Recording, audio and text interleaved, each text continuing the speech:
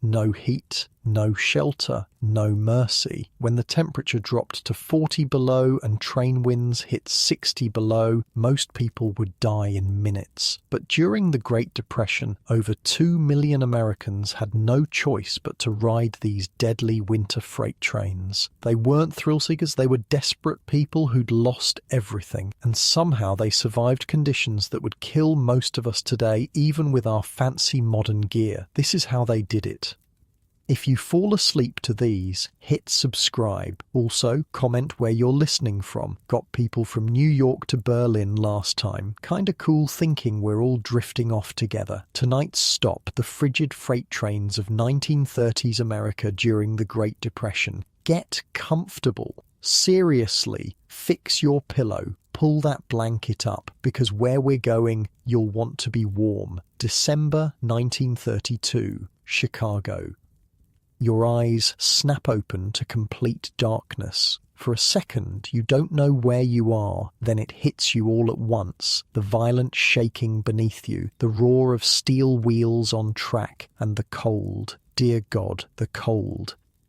Your body is curled into a tight ball on the wooden floor of a freight car. Every breath creates a cloud that instantly disappears into the darkness. Your fingers are already numb. Your toes, you can't even feel them anymore. Unlike your warm bed right now, this wooden floor pulls the heat right out of your body, stealing it degree by degree.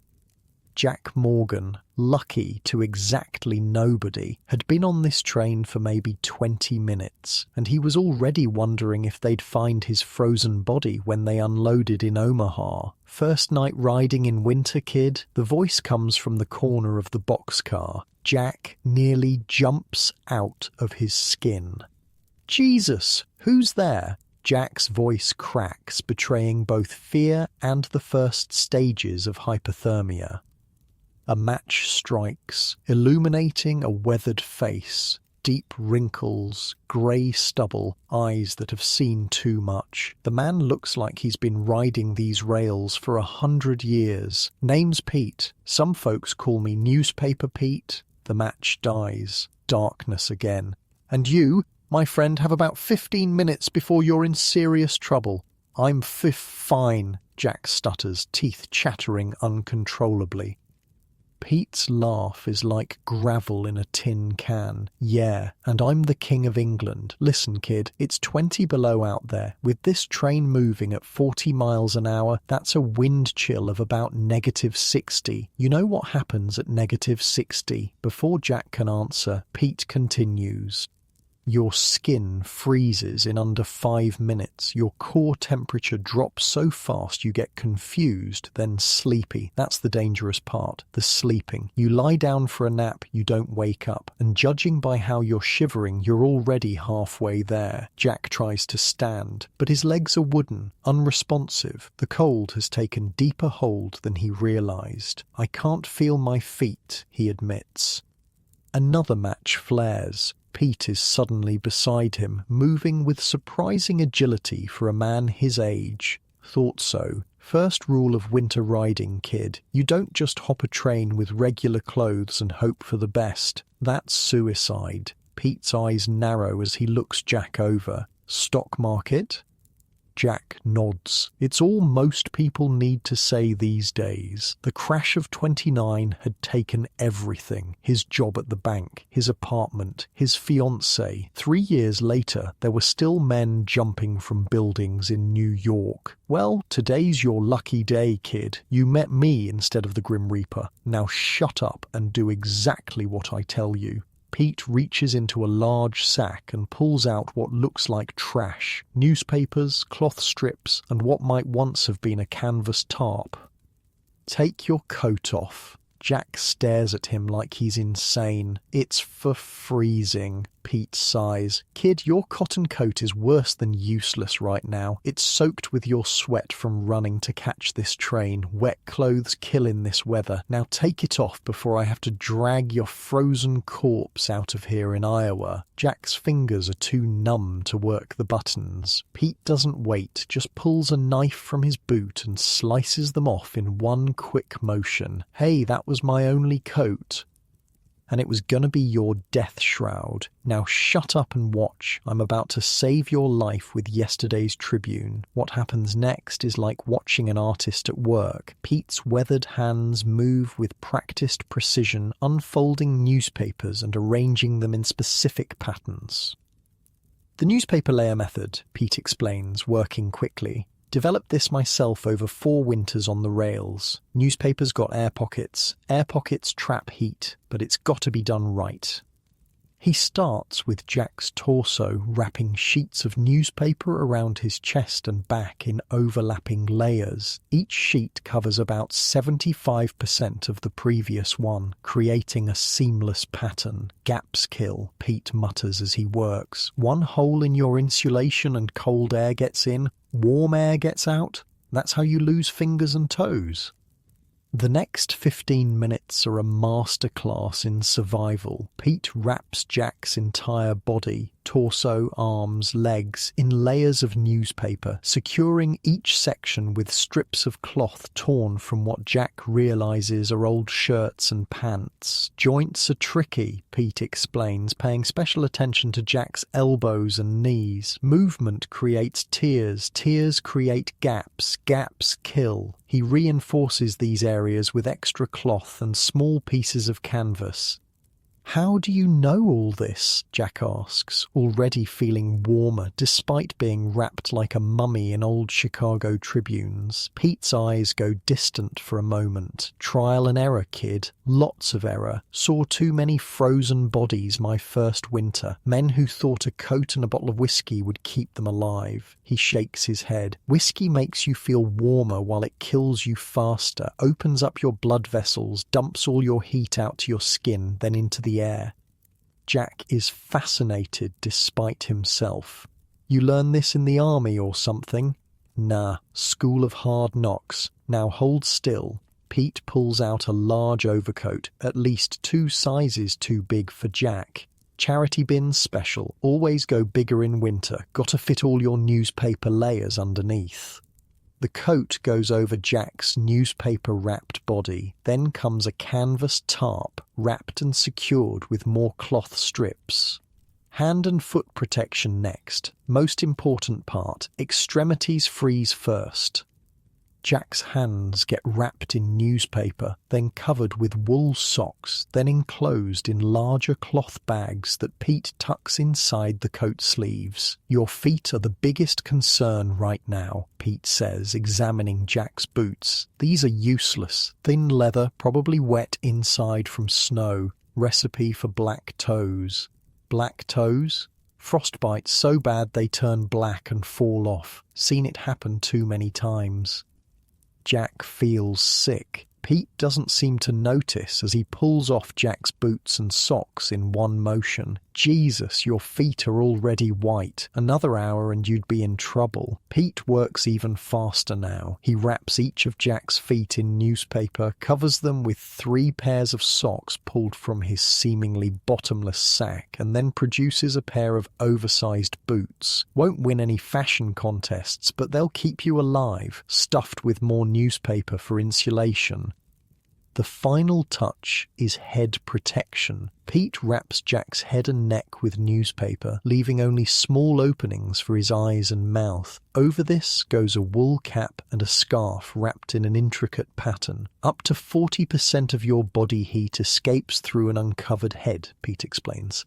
"That's why all these young bucks die even with coats on. Forget their heads, they might as well be naked in a blizzard."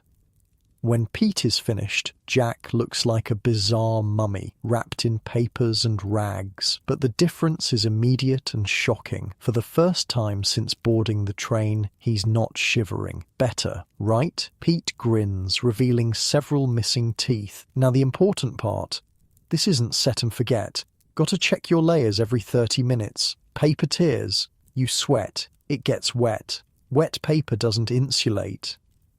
He hands Jack a small waterproof bag made from oiled cloth. Spare newspapers and cloth strips. Learn to do repairs in the dark and check your fingers and toes every 15 minutes. Loss of feeling is your warning sign. Can't feel your pinky? Add more insulation or move around. Jack flexes his fingers inside their cloth cocoons. I can feel them again. It's amazing.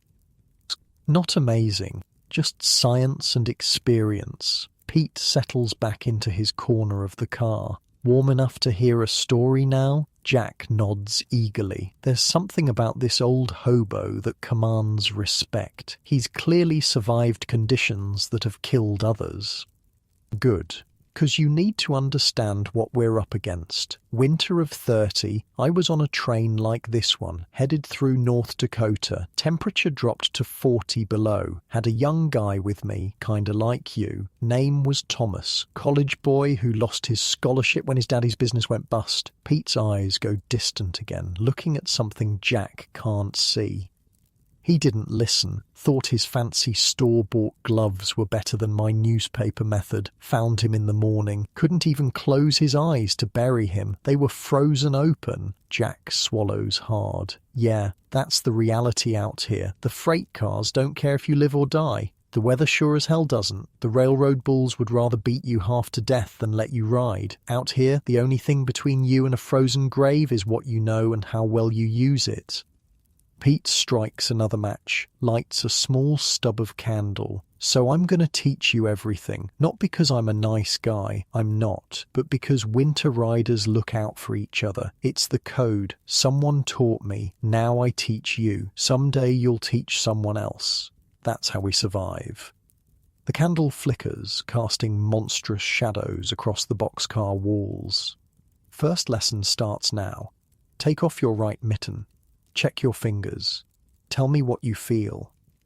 Jack does as instructed. His fingers are pink again, with feeling returning in pins and needles. They hurt, actually. Good. Pain means blood flow. Dead tissue doesn't hurt. Now put that mitten back on before you lose what you've gained. For the next hour, as the train rumbles west through the frozen Illinois countryside, Pete teaches Jack the basics of the newspaper insulation system, the layers, the wrapping pattern, how to secure it, how to repair it, when to add more, when to adjust it. The whole system needs maintenance, Pete explains. Check every 30 minutes, replace wet or torn paper, re-secure loose wrappings. It's constant work, but that's the point. Keeps you moving, keeps blood flowing. Jack is a quick study, his banker's mind cataloguing the information methodically. How long have you been riding the rails? He asks during a pause in the lesson. Pete considers this. Since 29, was a carpenter before that, had a house in Tulsa, wife, 2 kids. He shrugs. Bank took it all. I worked at a bank, Jack admits quietly. Pete's laugh holds no humour. Ironic, ain't it? Don't worry, kid. I don't hold grudges. You were probably just a clerk, like most of the boys out here now. The real thieves are still eating steak in New York.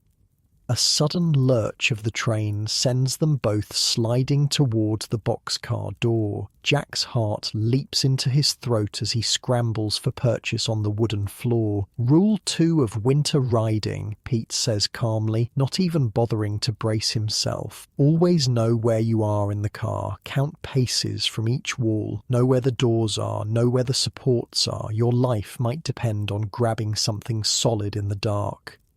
As if to punctuate his point, the train takes a sharp curve and a blast of Arctic air knifes through the partially open boxcar door. Jack gasps as the cold finds the tiny gaps in his newspaper armour. Feel that? Pete asks. That's what kills. 1 minute you're fine in your layers. Next minute a door slides open wider or wind changes direction and suddenly you've got 60 below air hitting you. You've got maybe 2 minutes to react.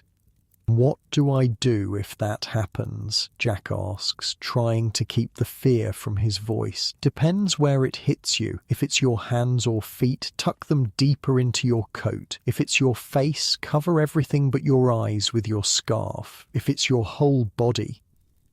Pete pauses. That's when you need shelter. And that's tomorrow's lesson. The train begins to slow, the rhythmic clacking of wheels changing pitch.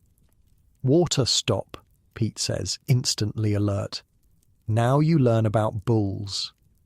Bulls? Railroad security. They find us, they beat us, arrest us, or just throw us off the moving train, especially in winter. They know it's a death sentence. Some of them enjoy that part. Jack feels a chill that has nothing to do with the temperature. What do we do? Pete is already gathering his few possessions. We move. Fast. Follow me and stay quiet. Remember Rule 3 of winter riding. Never stay in one car too long. Bulls check them at stops. The train slows further, brakes squealing. Pete moves to the door, peers out into the darkness. We've got about 2 minutes before they reach this section. We need to move 3 cars up. Can you make that in your new outfit? Jack tests his movement. The newspaper layers restrict him somewhat, but not as badly as he'd feared. I can make it. Pete nods approvingly. Good. Now watch me first. When the train stops completely, I'm going to slide this door wider, jump down, and run along the side to the 4th car up. Count them carefully. I'll be waiting at the door. If you don't make it in 1 minute, I'm closing the door to stay warm. Understand? Jack nods, heart pounding. One more thing, Pete says, his voice deadly serious. If you see a bull, don't run. Drop to the ground and roll under the nearest car. Rather risk them not seeing you than getting caught in the open. They will beat you unconscious and leave you to freeze. The train jerks to a final stop. Steam hisses in the cold night air. Now! Pete slides the door open and jumps down into the snow. Jack follows, awkwardly clambering down from the boxcar. His feet sink into snow up to his ankles, but thanks to Pete's newspaper-stuffed boots, he doesn't immediately feel the cold. The night is clear and star-filled, brutally cold. Jack's breath clouds around him as he starts running alongside the train, counting cars as he goes. He can see Pete's shape ahead, moving with surprising speed and grace for an older man. 1 car, 2 cars, 3 cars. Jack's lungs are burning from the cold air, each breath feeling like swallowing broken glass. The newspaper layers make running awkward, and he nearly falls twice. Ahead, Pete has reached the 4th car and is already climbing up. He turns to help Jack, just as a shout rings out from behind. "Hey, stop, right there!" Jack freezes, looking back to see a lantern bobbing in the darkness, moving toward them fast. "Bull!" Pete hisses. "Move your ass, kid!" Jack's survival instinct kicks in. He lunges forward, grabs Pete's outstretched hand, and scrambles up into the boxcar. Pete slides the door shut just as the lantern draws near, leaving only a tiny crack to peer through. "Don't make a sound," Pete whispers, his mouth right next to Jack's ear. They wait in absolute stillness, barely breathing. Outside, heavy footsteps crunch in the snow. A beam of light sweeps across the crack in the door. Jack's heart pounds so loudly he's certain it must be audible. The bull moves on, checking the next car. After what feels like an eternity, Pete relaxes slightly. He'll check the whole train, standard procedure at water stops, but we should be safe now. This boxcar is different from the last. It's a grain car with wooden walls that block more wind, but also more moonlight. The darkness is nearly absolute. "How do you see in here?" Jack whispers. "You don't. You feel." Pete's disembodied voice comes from somewhere to Jack's right. "Count steps. Remember where things are. Your eyes are useless most of the time out here. As they settle into their new temporary home, the train lurches and begins moving again. Jack feels a surge of relief, followed by exhaustion. The adrenaline of their escape, combined with the energy his body is using to stay warm, hits him all at once. "I'm so tired," he murmurs. "That's the cold talking," Pete says sharply. "Stay awake. Move your fingers and toes. Tell me about yourself." Not much to tell. Was a bank clerk in Chicago, had an apartment, a fiancée named Margaret, tickets to the Cubs. Jack trails off, the losses still too raw. "Keep talking," Pete insists. "Movement and conversation keep your blood flowing. Still got family. Parents in Milwaukee, too ashamed to go back. Dad warned me about the market. Should have listened." "Pride's a luxury out here," Pete says simply. "Cold kills the proud just as fast as the humble." "What about you?" Jack asks, fighting to keep his eyes open. "You mentioned Tulsa. Had a good life. Carpenter by trade. Built houses all through the 20s boom. Had a wife, Alice. Pretty as a picture. 2 boys, Michael and Thomas. What happened to them?" Pete is quiet so long, Jack thinks he won't answer. Finally, "Alice took the boys to her sister's in California. Told me to come when I could. That was 3 years ago. You never went?" "Started that way. Headed west. But the rails have a way of becoming home. Met others like me. Learned to survive. Taught others. Sent money when I could find work. Less shame in staying away than showing up broken." The rawness of Pete's admission hangs in the cold air between them. "Check your fingers and toes," Pete says abruptly, changing the subject. "Then I'll teach you about shelters, because this insulation system is just the beginning. Tomorrow you learn how to build a windbreak that can withstand 60-mile-per-hour gusts on a moving platform. After that, food and water systems that work when everything freezes solid." Jack flexes his fingers inside their newspaper and cloth wrappings. They're warm now, almost comfortable. "Oh, why are you helping me?" he asks suddenly. In the darkness, he hears Pete shifting position. "Told you, it's the code. Winter riders look out for each other." But Jack senses there's more. Is that the only reason? Pete is silent again, and when he speaks, his voice has lost its gruffness. "You remind me of someone. College boy who didn't listen. Thought he knew better than an old hobo." The train picks up speed, rushing westward through the frozen night. Jack waits, sensing Pete isn't finished. "My son, Thomas. Last letter from Alice said he left home to find me. That was last winter." Pete's voice is flat, emotionless. "Never found him, but I find boys like you instead. Maybe someone found him, taught him what I'm teaching you." The implications sink into Jack's mind like stones into a still pond. "I'm sorry," he says inadequately. "Don't be sorry. Be smart. Be alive in the morning." Pete's voice regains its edge. "Now, about those shelters." The train thundered through the night, steel wheels pounding a hypnotic rhythm on the frozen tracks. Inside the grain car, Pete was using the faint moonlight seeping through cracks to demonstrate the finer points of newspaper insulation. "Most folks who try this get the basic idea but miss the details," Pete explained, adjusting the layers around Jack's wrists. "See how I'm overlapping these edges? That's critical. Creates a seal that traps body heat." Jack nodded, fascinated despite his exhaustion. The cold that had nearly killed him an hour ago was now held at bay by nothing more than yesterday's news and some cloth strips. "But this is just emergency protection," Pete continued. "Gets you through the first night. Real winter riders need shelter systems, especially in cars like this where the wind finds every crack." Pete moved to the corner of the boxcar, his silhouette barely visible in the darkness.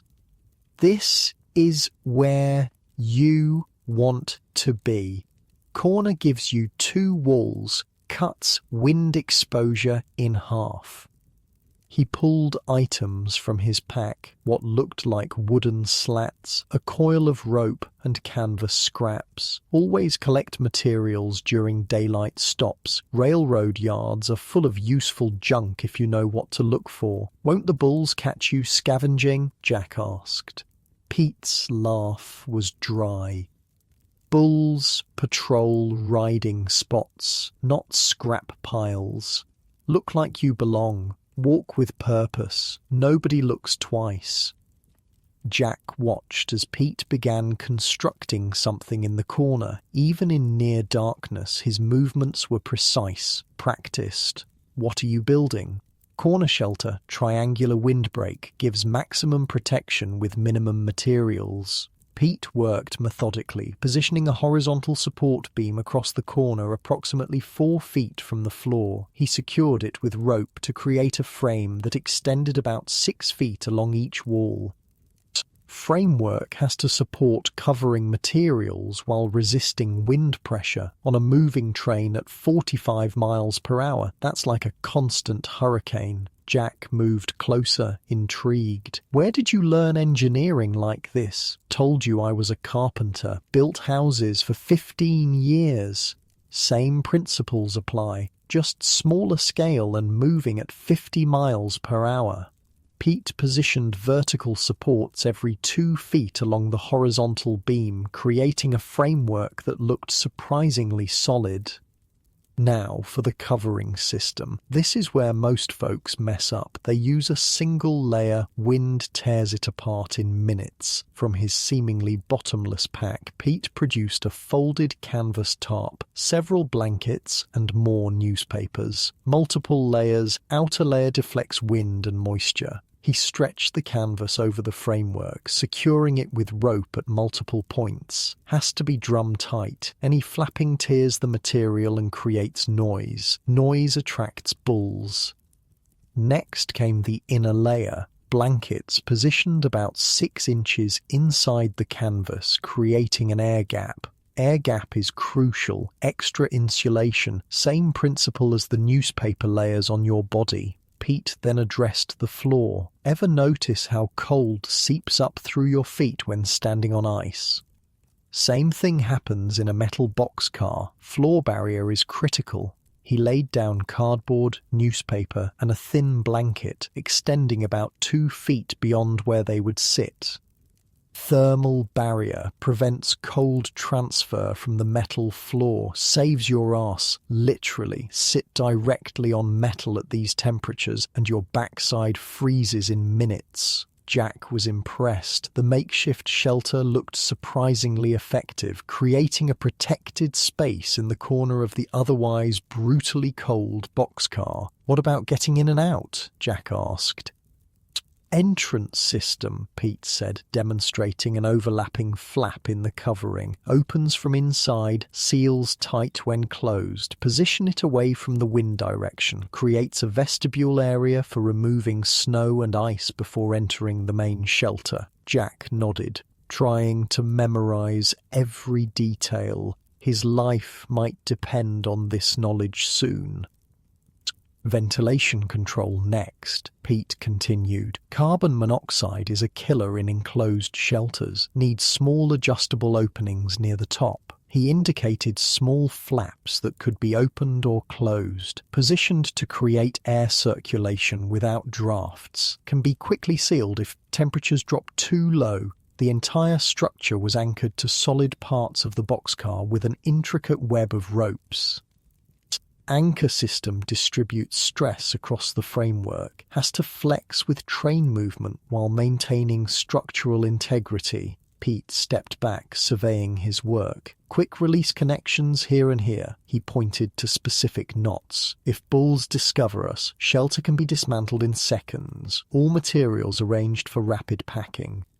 The lesson continued, with Pete explaining how to monitor weather from inside the shelter, small observation ports that could be opened to check conditions without exposing the entire shelter to wind and cold. Temperature monitoring is simple. Watch your breath. See ice forming on shelter walls. Adjust ventilation accordingly.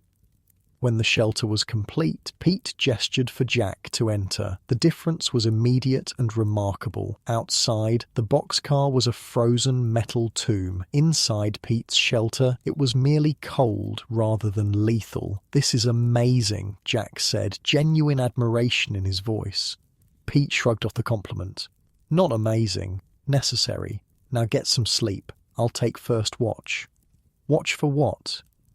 "Bulls, weather changes, unexpected stops, sleep in shifts, standard procedure for winter riding." Jack wanted to protest, to offer to take the first watch, but exhaustion was quickly overwhelming him. The newspaper insulation combined with the shelter created enough warmth for his body to finally relax. 2-hour shifts, Pete said firmly. "I'll wake you. Remember to check your extremities every time you wake up. Frostbite can happen during sleep without you feeling it." Jack nodded, already drifting. The last thing he heard before sleep claimed him was Pete's voice, surprisingly gentle. "You did good tonight, kid. Most newcomers don't make it past the first hour." Jack woke to Pete's hand, gently shaking his shoulder. "Your watch, kid. 2 hours till dawn." Jack blinked, disoriented. For a moment he was back in his Chicago apartment, waking for his shift at the bank. Then reality crashed back. The boxcar, the cold, his new life as a hobo. "Check your fingers and toes," Pete reminded him. Jack did as instructed. Everything still had feeling, though his feet were colder than he'd like. "Feet are a bit numb," he admitted. Pete nodded. "Common after sleeping. Blood flow decreases. Move them around, get circulation going." Jack flexed his feet inside their newspaper wrappings, feeling pins and needles as warmth returned. "While you do that, I'll teach you the maintenance routine," Pete said. Over the next 30 minutes, Pete demonstrated how to check and repair the newspaper insulation system. Certain areas, armpits, groin, behind the knees, created more moisture from sweat. These needed more frequent replacement. "Wet newspaper is worse than no insulation," Pete explained. "Conducts cold directly to your skin." He showed Jack how to replace sections without removing the entire system, working in small areas to maintain overall warmth. "Your body is the furnace. These layers just keep the heat from escaping. Lose too many layers at once, furnace can't keep up." Jack was a quick study, his hands becoming more confident as he practiced the techniques. "What's our plan?" he asked as they finished the maintenance routine. "Where's this train headed?" "West," Pete said simply. "Probably Denver eventually, but we'll likely jump off before then." "Why not ride it all the way?" "Oh, longer rides mean more risks. More bulls, more weather changes, more chances for something to go wrong. Winter riding is about short hops between safe spots." "Safe spots?" "Hobo jungles near rail yards, places to warm up, get real food, share information. Network of spots across the country, some better than others in winter." Jack nodded, filing away this new information. "And where are we going?" "Junction City, Kansas. Good winter jungle there. Man named Boxcar Bill runs it. Best shelter builder on the rails. Makes my setups look amateur." Pete gestured for Jack to take position by the small observation port. "Watch duty, look for lights, listen for changes in train rhythm. Wake me for any of these. Bulls with flashlights, trains slowing unexpectedly, sudden weather changes, or sunrise." With that, Pete curled up in the corner of their shelter and was asleep almost instantly, a skill Jack envied. Alone with his thoughts, Jack stared out the tiny port. The landscape was a moonlit blur of snow-covered fields and occasional distant farmhouses, each showing warm, golden windows that stirred painful memories of the life he'd lost. Margaret would be waking soon in the apartment they once shared, now occupied by her and her new fiancé, a doctor who hadn't lost everything in the crash. Jack didn't blame her. 3 years was a long time to wait for a man to rebuild his life, especially when that man kept sliding lower instead of recovering. The train began to slow. Jack tensed, remembering Pete's warnings. He watched intently for lights that would indicate bulls, but saw none. Still, the train continued decelerating. "Pete," Jack whispered, gently shaking the older man's shoulder. "Train's slowing. Don't see any bulls, though." Pete was instantly alert, no trace of sleepiness. "Where are we?" he asked, moving to the observation port. "No idea. Just fields as far as I can see." Pete studied the terrain, then relaxed slightly. Water stop at Solomon Creek. No station, just a water tower. Bulls rarely check these stops, but stay alert. The train ground to a halt. In the sudden silence, Jack could hear water rushing, presumably into the locomotive's tanks. "Quick lesson," Pete said softly. "Water stops last about 15 minutes. Perfect time for shelter maintenance without the train movement making everything harder." He showed Jack how to tighten loose supports, adjust ventilation based on changing wind directions, and reinforce stress points that had weakened during travel. "Every stop is an opportunity," Pete explained. "Fix what needs fixing, never waste a stable platform." The stop also gave Pete a chance to evaluate their insulation layers in better light from the moonlight streaming through the larger cracks of the stationary boxcar. "You're doing well with the newspaper method, but your elbow wrapping is loose. See how the papers shift when you move your arm? That's a cold spot waiting to happen." He demonstrated the correct technique, overlapping papers with tighter cloth bindings that still allowed movement. Balance is key. Too tight restricts blood flow, causes frostbite. Too loose lets cold air in, also causes frostbite. Both end with missing fingers and toes. Jack practiced under Pete's watchful eye until he got it right. "You're a natural," Pete admitted grudgingly. "Most folks take days to master this." "Had a good teacher," Jack replied. A whistle blew from the locomotive. "Departure signal," Pete said. "Back to positions." The train lurched forward, beginning its westward journey once more. As they settled in, Jack's curiosity got the better of him. "How'd you end up on the rails, Pete?" "Really?" Pete was quiet so long Jack thought he wouldn't answer. "Told you, lost everything in 29. "There's more to it," Jack pressed gently. "Nobody becomes an expert like you without a story." Pete sighed, a sound almost lost beneath the clacking of the train wheels. "Was a master carpenter in Tulsa. Had my own business, built houses for oil money folks. Good life." Pete's voice was matter-of-fact, free of self-pity. "When the crash hit, buildings stopped overnight, tried to hold on, took odd jobs, repair work. Wasn't enough." He shifted, the newspaper layers crinkling with his movement. "Bank foreclosed in spring of 30. Alice took the boys to her sister's in Sacramento. Plan was I'd follow once I got back on my feet." "But you didn't go," Jack prompted when Pete fell silent. "Started that way, hopped my first freight that summer. Thought I'd work my way west, job to job." "What happened?" "First winter happened." Pete's voice turned grim. "Was riding with 5 other men in a boxcar like this one. None of us knew what we were doing. Temperatures dropped to 30 below near Flagstaff." Jack waited, sensing Pete needed to tell this story at his own pace. "Woke up. 2 men were already dead, frozen solid. 3rd was delirious, too far gone to save. 4th lost both feet to frostbite, died of infection weeks later. And the 5th man taught me everything he knew about winter survival. Old railroad worker named Henry. Said knowledge was the only currency that mattered in cold like that." Pete fell silent again, lost in memories. "We rode together that whole winter. Henry showed me the newspaper method, the shelter systems, everything. By spring, I was helping him teach others." "What happened to Henry?" "Bulls caught him near Omaha, beat him so bad his ribs punctured a lung. Died 3 days later in a jungle outside the city." The brutality of life on the rails hung heavy in the cold air between them. After that, I just kept going, east in summer, south in winter, learning more techniques, teaching when I could, sending money to Alice when I found work. You never tried to reach California. Pete's laugh held no humor. Sent a letter once I had the newspaper method perfected. Told Alice I was coming.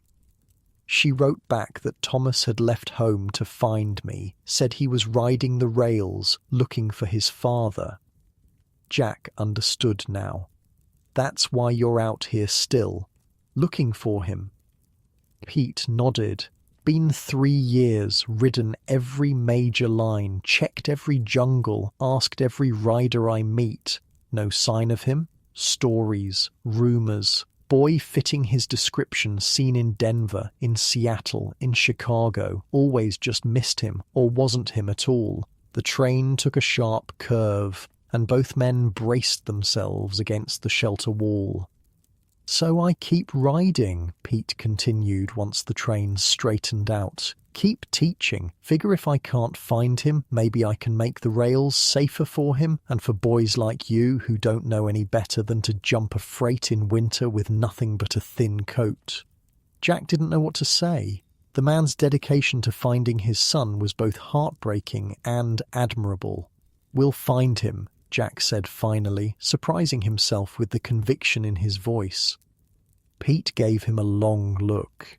Maybe. But first, we need to find Junction City and Boxcar Bill, because my newspaper trick and corner shelter are just the basics. Bill's the real master of winter survival. A thought occurred to Jack. Could your son have found Bill too, if Bill's so well known? Pete's eyes widened slightly, as if this possibility hadn't occurred to him. Been through Junction City 4 times in 3 years. Never thought to ask Bill specifically about Thomas. He shook his head, getting sloppy, too focused on moving, not enough on asking the right questions. We'll ask him together, Jack said firmly. Pete nodded, a new determination visible even in the dim light. First, you need to master this, Pete said, returning to the lesson, because Junction City is still 12 hours away, and this storm isn't done with us yet. Jack followed Pete's gaze to the observation port, where snowflakes had begun swirling more thickly in the moonlight. Blizzard coming, Pete said grimly, barometric pressures dropping. Can feel it in my bad knee. What does that mean for us? Means we're about to test everything I taught you under the worst possible conditions. Pete reached into his pack and pulled out more newspapers and cloth strips. Double layer everything. Reinforce all stress points. This is no drill, kid. Storm like this can kill even experienced riders if they get careless. They worked in focused silence, adding layers to their insulation systems and reinforcing the shelter. Pete was methodical, his decades of experience evident in every precise movement. Too many folks panic in blizzards, Pete explained as they worked. Waste energy, sweat through their layers, create moisture that freezes. Stay calm, work smart. Outside their shelter, the wind picked up, whistling through the boxcar's seams. Snow began to accumulate on the observation port. Close all but one ventilation opening, Pete instructed. Keep that one just barely open. Need airflow, but minimal heat loss. Jack followed Pete's instructions exactly, understanding now that these weren't just lessons, they were the difference between life and death. What about food? Jack asked suddenly, realizing he hadn't eaten since the previous morning. Winter riding rule, always carry emergency rations. Pete reached into an inner pocket and produced 2 hard biscuits and what looked like a strip of dried meat. Hardtack and jerky. Not fancy, but won't freeze solid like other foods. He broke each in half, giving Jack a portion that seemed meagre but was clearly valuable in these conditions. Eat slowly, small bites, let it soften in your mouth before swallowing, conserves water. Jack took a bite of the hardtack. It was like trying to eat a brick, but following Pete's advice, he let it soften before attempting to chew. Water is trickier, Pete continued. Canteens freeze in these temperatures. He showed Jack a small metal flask tucked against his body under several newspaper layers. Body heat keeps it liquid. Small sips only. When it runs low, we'll melt snow using body heat. As they ate their sparse meal, the storm intensified. The boxcar shuddered against powerful gusts, and the temperature dropped noticeably despite their shelter. "Storm's worse than I thought," Pete admitted, peering through the observation port at the white void outside. "Train might stop if the tracks drift over. Is that bad? Depends where it stops. Middle of nowhere? Very bad. Near a town? Workable." Jack tried to keep his rising anxiety in check. He'd survived one night thanks to Pete's knowledge. Surely they could weather this storm too. "What's the worst winter situation you've faced?" Jack asked, partly to distract himself, partly to learn. Pete considered the question. "Winter of 31, Nebraska. Train got stranded in a blizzard like this one. 12 of us trapped in 3 boxcars. What happened?" "Temperature hit 35 below. Wind gusts to 60 miles per hour. No towns for miles. No rescue coming." Pete's eyes took on that distant look again, seeing something far away in time. Man named Eddie took charge, called himself Emergency Eddie, had been a medic in the Great War, organized us into a survival unit. Jack leaned forward, invested in the story, despite his fear of the howling storm outside. Eddie had us combine our individual shelters into one larger structure, positioned everyone in a circle with the weakest in the center, created a rotation system so everyone got time in the warmest spots. Did it work? Pete nodded. 2 days we were stranded there. Temperature never rose above 20 below, but everyone survived. Eddie saved 12 lives with his system. Where is he now? Last I heard, riding the Union Pacific lines out of Omaha. Man's a legend among winter riders. The train began to slow again, the change in rhythm immediately noticeable. Pete frowned. Not a scheduled stop, could be drifts on the track. They waited in tense silence as the train ground to a complete halt. The sudden stillness was almost more unnerving than the movement had been. "Now we wait," Pete said calmly. "Could be minutes, could be hours." "What if it's days?" Jack asked, voicing his worst fear. "Then we implement Eddie's protocols." Pete's voice was steady, reassuring. "We have shelter, we have basic food and water, we have knowledge. 3 most important survival tools." Outside, the blizzard raged, snow and wind turning the world into a frozen hell. But inside their tiny shelter, constructed of scavenged materials and newspaper, they had created a space where survival was possible. "Get some rest," Pete suggested. "I'll wake you if anything changes." Jack nodded, suddenly exhausted again. The combination of stress, cold, and his body's efforts to stay warm was draining his energy. "Tomorrow," Pete said, as Jack settled into the corner of their shelter, "I'll teach you the full details of the insulation system. Every layer, every wrapping pattern, every securing technique. By the time we reach Junction City, you'll be able to build this in total darkness during a blizzard." "If we reach Junction City," Jack couldn't help adding. Pete's face was serious in the dim light. "We'll reach it. Maybe not tomorrow, maybe not the next day, but we'll get there. Know why?" Jack shook his head.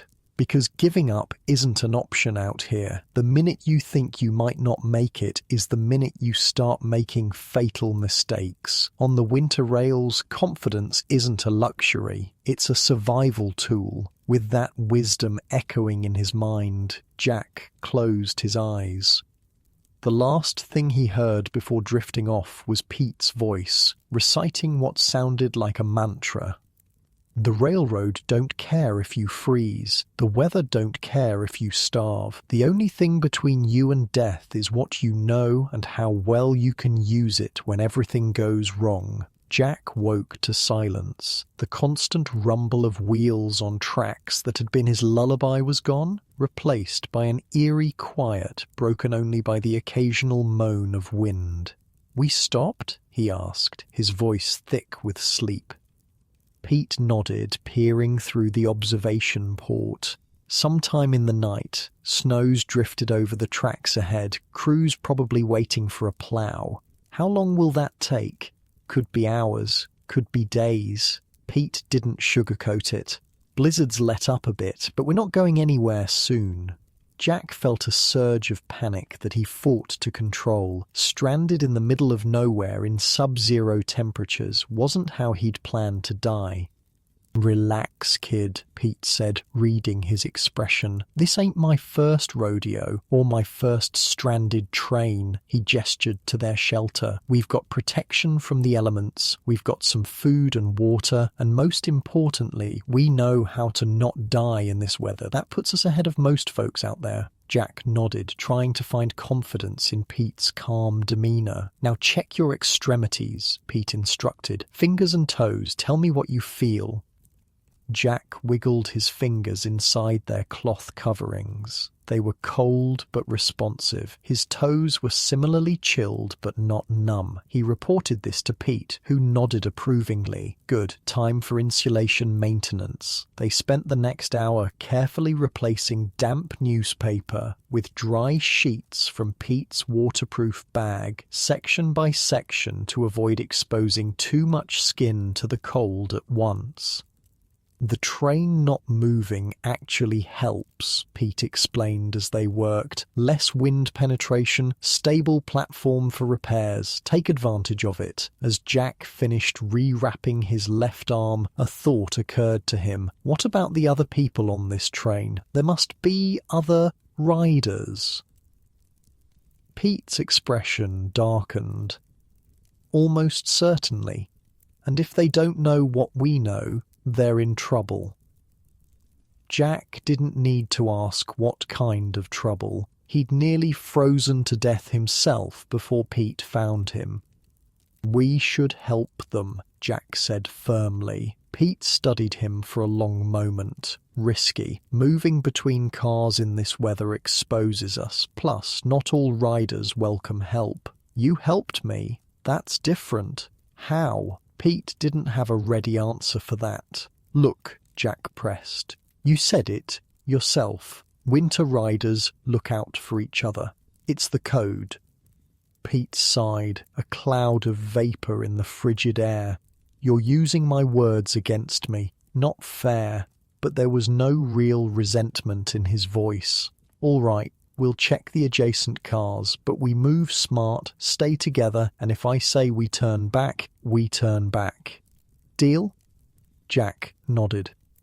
"Deal." Preparing to venture outside their shelter took another 20 minutes. Pete insisted they add extra insulation layers, paying special attention to faces and extremities. "Winds died down, but it's still deadly out there," Pete warned. "Cover everything but your eyes and keep moving. Standing still is how you die." When they were fully wrapped, looking like bizarre mummies in their newspaper armor, Pete carefully dismantled part of their shelter entrance. "Ready?" he asked. Jack nodded, trying to project more confidence than he felt. Pete slid the boxcar door open just enough for them to slip through. The blast of cold that hit them was shocking despite their preparations. Jack gasped, the air burning his lungs. "Keep your scarf over your mouth," Pete reminded him. "Breathe through the fabric to warm the air." They jumped down into snow that reached mid-calf. The world around them was a white wasteland. The train stretched in both directions, half buried in drifts, looking like a great black serpent frozen in the snow. The sky was a flat grey, promising more snow to come.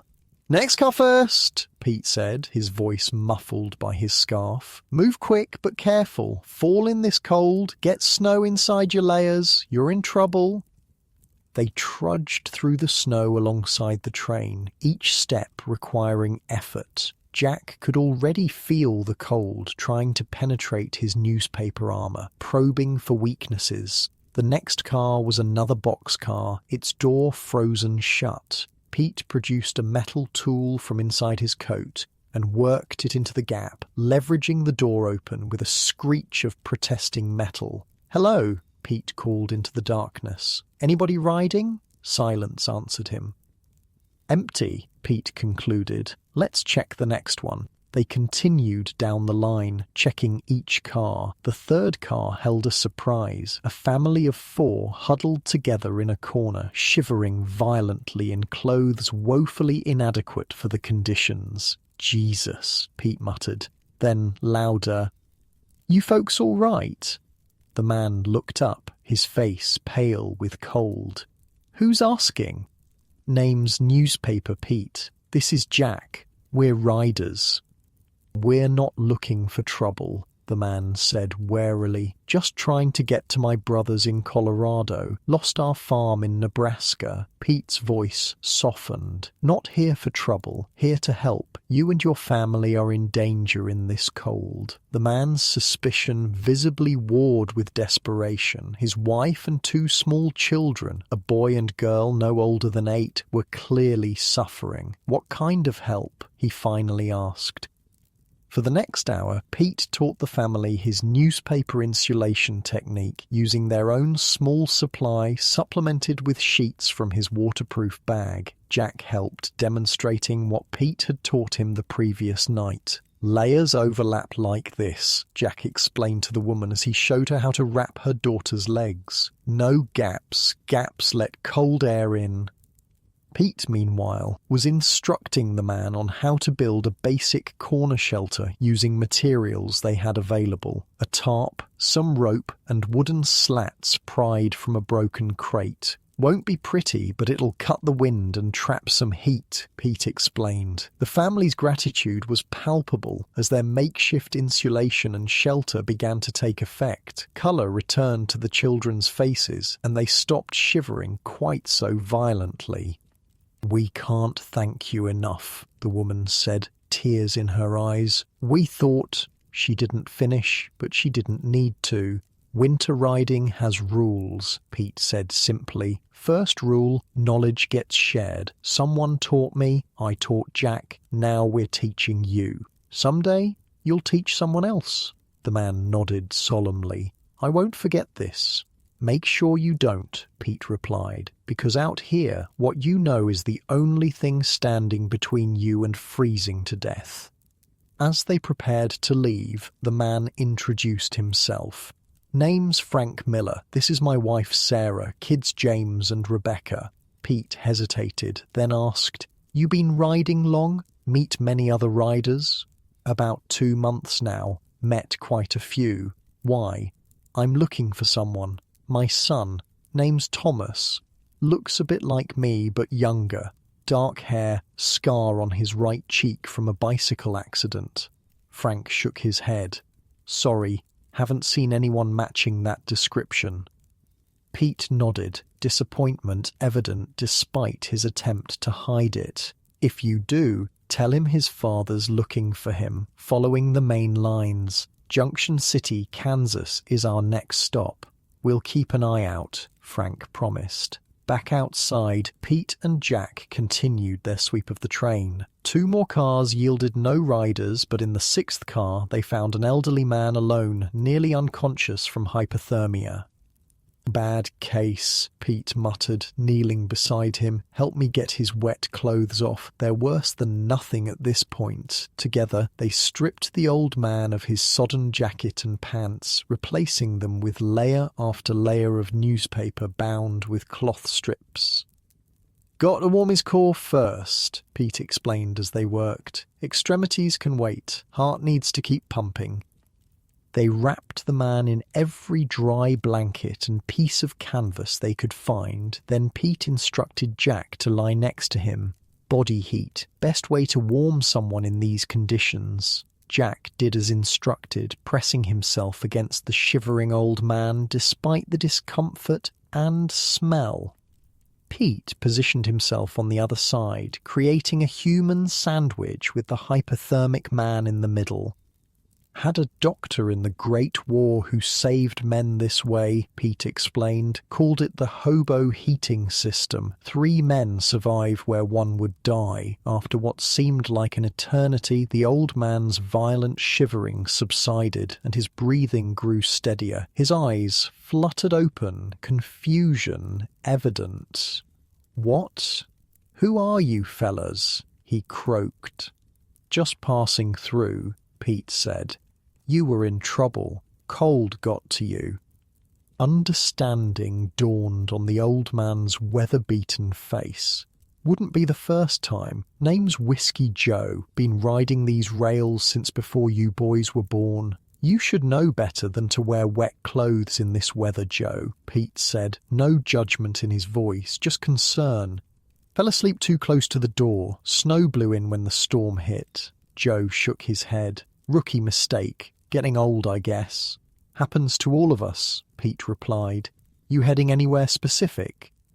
"Junction City. Got friends in the jungle there." Pete's eyebrows rose. "That's where we're headed. Know a man called Boxcar Bill?" Whiskey Joe grinned, revealing several missing teeth. "Bill? Course I know Bill. Best damn shelter builder on the rails. He expecting you?" "No, but I'm hoping he might have information about my son. Been looking for him 3 years now." Joe's expression turned sympathetic. "Lot of lost sons out here. What's his name?" "Thomas. Thomas Gardner." Joe shook his head. "Don't recall that name, but my memory ain't what it used to be. If anyone would know, it'd be Bill. Man hears everything." A whistle sounded from the front of the train. 3 short blasts. "Moving soon," Pete translated. "Plow must have cleared the tracks ahead." "You boys heading back to your car?" Joe asked. Pete glanced at Jack, a silent question passing between them. "Actually," Jack said, "think we'll ride with you for a while. Make sure you stay warm." Joe didn't argue, just nodded gratefully. For the next few hours, as the train slowly began moving again, Pete and Jack took turns checking on Joe and maintaining their insulation systems. Pete also took the opportunity to teach Jack more about winter survival on the rails. "Food's the next challenge," Pete explained. "Regular stuff freezes solid in these temperatures. Try biting into a frozen apple. You'll break your teeth." He showed Jack his food selection system. Bacon cut into small bite-sized pieces that could be chewed when frozen. Nuts ground into coarse meal that could be mixed with snow to create a nutritious paste. Dried meat cut into thin strips that could be softened by holding in the mouth until body heat made them chewable. "High-fat foods are gold out here," Pete continued. "Bacon, lard, nuts. Stay edible when frozen and provide essential calories for maintaining body heat." Joe nodded along. "Man knows his stuff. Seen too many boys starve because they couldn't figure out how to eat their frozen supplies. Water management's even trickier," Pete added. "Can't drink ice." He demonstrated his system of multiple small containers kept inside clothing against the body, rotating them every 30 minutes to keep the water liquid. "Never carry one big canteen," he warned. "Freezes solid, you're without water. Multiple small containers, always rotating." Joe chimed in with his own technique. "I use a metal cup held against my body to melt snow using body heat. Slow process, but reliable. Snow and ice melting technique saved my life more than once," Pete agreed. "Just be careful to use clean snow from areas away from railroad tracks and industrial pollution." As the day wore on, the train's pace increased, suggesting they were finally clear of the worst drifts. By late afternoon, Pete estimated they were nearing Junction City. "How do you know?" Jack asked, impressed by Pete's ability to track their location without any visible landmarks in the snow-covered landscape. "Count water towers," Pete explained. "Each main line has them at regular intervals, also timing between curves, changes in track sound. After a while, you develop a mental map." Joe nodded sagely. "Man's got rail sense. Born with it, or learn it, can't fake it." The train began to slow again, but this time Pete seemed pleased rather than concerned. "Junction City water stop," he announced. "We'll jump here. Jungle's about half a mile east of the water tower." They gathered their meager belongings, Pete helping Joe with his while Jack disassembled the small shelter they'd constructed during the journey. "Remember," Pete instructed as they prepared to jump, "landing in snow is tricky. Roll if you can. Try to land on the balls of your feet, then collapse into the roll. Stiff legs break." The train had slowed considerably but was still moving at about 10 miles per hour as they slid the door open. The late afternoon sun had emerged from the clouds, creating a blinding glare off the snow. "Now," Pete called. One after another, they jumped. Jack landed awkwardly, but managed to roll as instructed, coming up covered in snow but unhurt. Pete and Joe had already risen and were brushing themselves off. "Jungle's this way," Joe said, pointing toward a distant tree line. "Best winter setup in 4 states." They trudged through the snow, their newspaper insulation holding up well against the cold, which Pete estimated at around 15 below zero, balmy compared to the previous night. As they approached the trees, Jack noticed smoke rising from multiple points. Drawing closer, he saw why. The jungle was an organized camp of hobos with carefully constructed shelters nestled among the trees, small fires burning in protected pits. "Welcome to Bill's place," Joe announced proudly. The jungle was unlike anything Jack had imagined. Instead of a haphazard collection of makeshift shelters, it was arranged with military precision. Shelters were positioned to block wind for each other. Smoking fires were kept downwind, and paths had been cleared through the snow. Men moved about with purpose, carrying wood, tending fires, repairing equipment. It looked less like a hobo camp and more like a frontier settlement. "Bill runs a tight operation," Pete explained, noting Jack's surprise. "Has to in winter. Disorder kills when it's this cold." They made their way toward the center of the camp, where a large structure stood out from the rest, built into the side of a small hill and reinforced with railroad ties. It looked surprisingly permanent. "Bill's headquarters," Joe explained. "Man's a genius with salvaged materials." As they approached, a tall, broad-shouldered man emerged from the shelter. His face was weathered, his beard streaked with grey, but his eyes were sharp and alert. He wore layers that Jack now recognized as the standard hobo winter gear, but with refinements he hadn't seen before. "Whiskey Joe!" the man called out. "Thought you were headed to Denver." "Change of plans," Joe replied.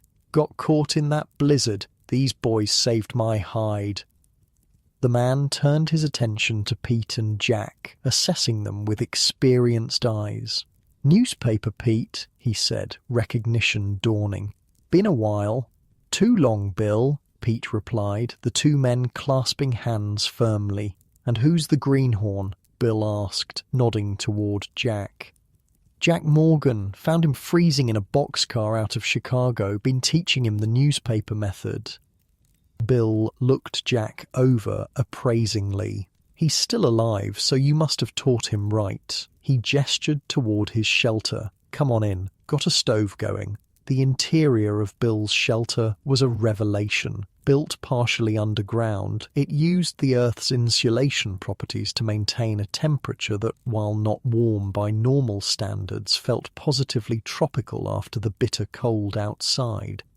A small iron stove in the centre provided heat, its chimney carefully routed through a complex system of metal tubes that extracted maximum warmth before the smoke exited. The walls were a patchwork of materials, wooden planks, canvas, metal sheets, all arranged in overlapping layers with visible air gaps between them. Triple wall insulation system, Bill explained, seeing Jack's interest. Outer layer blocks wind, middle layer traps dead air, inner layer reflects heat back in. The floor was elevated on pallets, creating an air gap between it and the frozen ground. Every detail had been considered, every material used to maximum effect. Most folks just try to find shelter, Bill continued. Smart ones build it instead. He gestured for them to sit on wooden crates arranged around the stove. From a pot simmering on top, he ladled a steaming liquid into tin cups. Rabbit stew. Got lucky with the traps yesterday. The hot food was the best thing Jack had tasted in days, warming him from the inside out. As they ate, Pete explained their journey and Jack's quick education in winter survival. Kids are natural, Pete concluded. Picked up the newspaper method in one night. Bill nodded appreciatively. Good. Always need more who know the ways. Too many freeze their first winter. When they'd finished eating, Pete broached the real purpose of their visit. Bill, I'm still looking for my son, Thomas Gardner. Been riding 3 years trying to find him. Bill's expression grew serious. Yeah, you mentioned him last time through. Dark hair, scar on his right cheek. Pete nodded eagerly. You've seen him? Not personally, but about 4 months back had a rider come through who mentioned meeting someone by that description in St. Louis. Said the kid was asking about you. Pete's face lit up with the first genuine hope Jack had seen. St. Louis? Recently?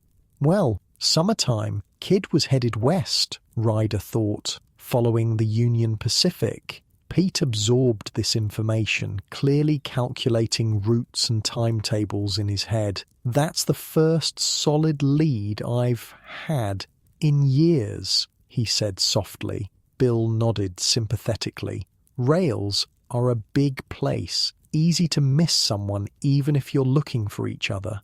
We need to get to St. Louis, Pete said firmly. Not in winter, you don't, Bill countered. St. Louis route's dangerous this time of year. Mountain passes drift over. Trains get stranded for weeks. Pete's face fell. But, Bill continued, come spring thaw, I can arrange guides for you. Men who know that route like the back of their hand. Spring's months away, Pete protested. And your boy's survived 3 winters on the rails already, Bill pointed out. Means he's learned the ways. Smart money says he's holed up somewhere safe for winter just like we are. Pete couldn't argue with that logic, though his frustration was evident. Meanwhile, Bill added, I'll put the word out. Got riders leaving for different jungles tomorrow.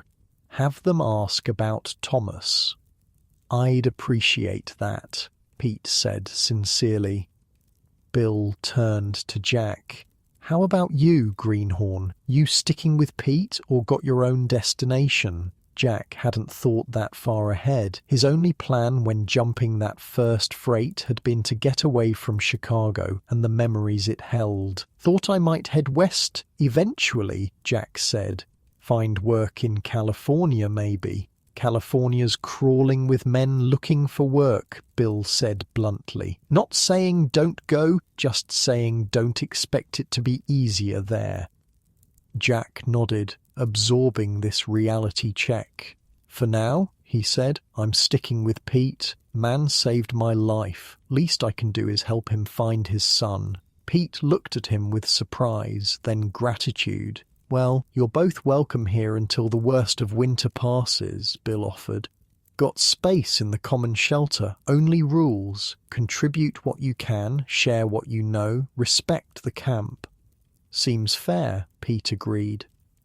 Perfect, Bill said, rising. Now, while there's still daylight, let me show you my shelter construction system. Makes Pete's corner setup look like a child's blanket fort. Pete laughed. That's why we came. Man never passes up a chance to show off his engineering skills.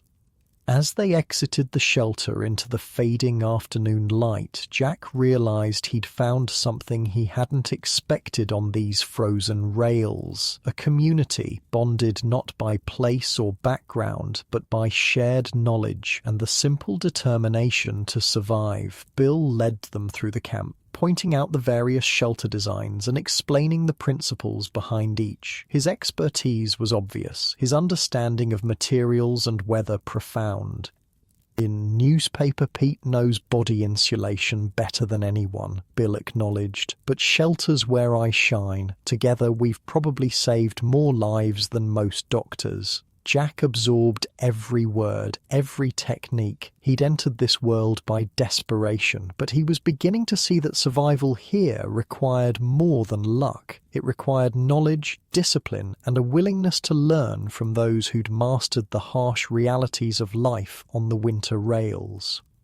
The next morning, Jack woke to unfamiliar sounds. Voices, laughter, the clank of metal pots. After days in the isolated boxcar with only Pete for company, the bustle of Bill's jungle was jarring. He sat up on his pallet in the common shelter, a long structure that housed about 20 men. The shelter design was another of Bill's masterpieces, partially sunken into the ground with a ceiling made of salvaged doors layered with earth for insulation. Small ventilation holes kept the air breathable without letting heat escape, and sleeping pallets were raised off the ground on platforms of scavenged lumber. Pete was already up, his space neatly arranged. Jack had noticed that about him. Despite living as a hobo, Pete maintained a carpenter's precision in everything he did. "Morning, kid," Pete greeted him. "Sleep well?" Jack nodded. After the bone-chilling nights on the train, the merely cold temperature of the shelter had felt luxurious. "Come on, got kitchen duty this morning. Our contribution to camp." They made their way to the central cooking area, where several men were already working over fires built in sunken pits protected from the wind by strategically placed walls of packed snow and scrap wood. "Bill runs this place like a military operation," Pete explained as they walked. "Everyone contributes according to their skills. Can't cook? You chop wood. Can't chop wood? You repair shelters. Can't build. You stand watch. Watch for what?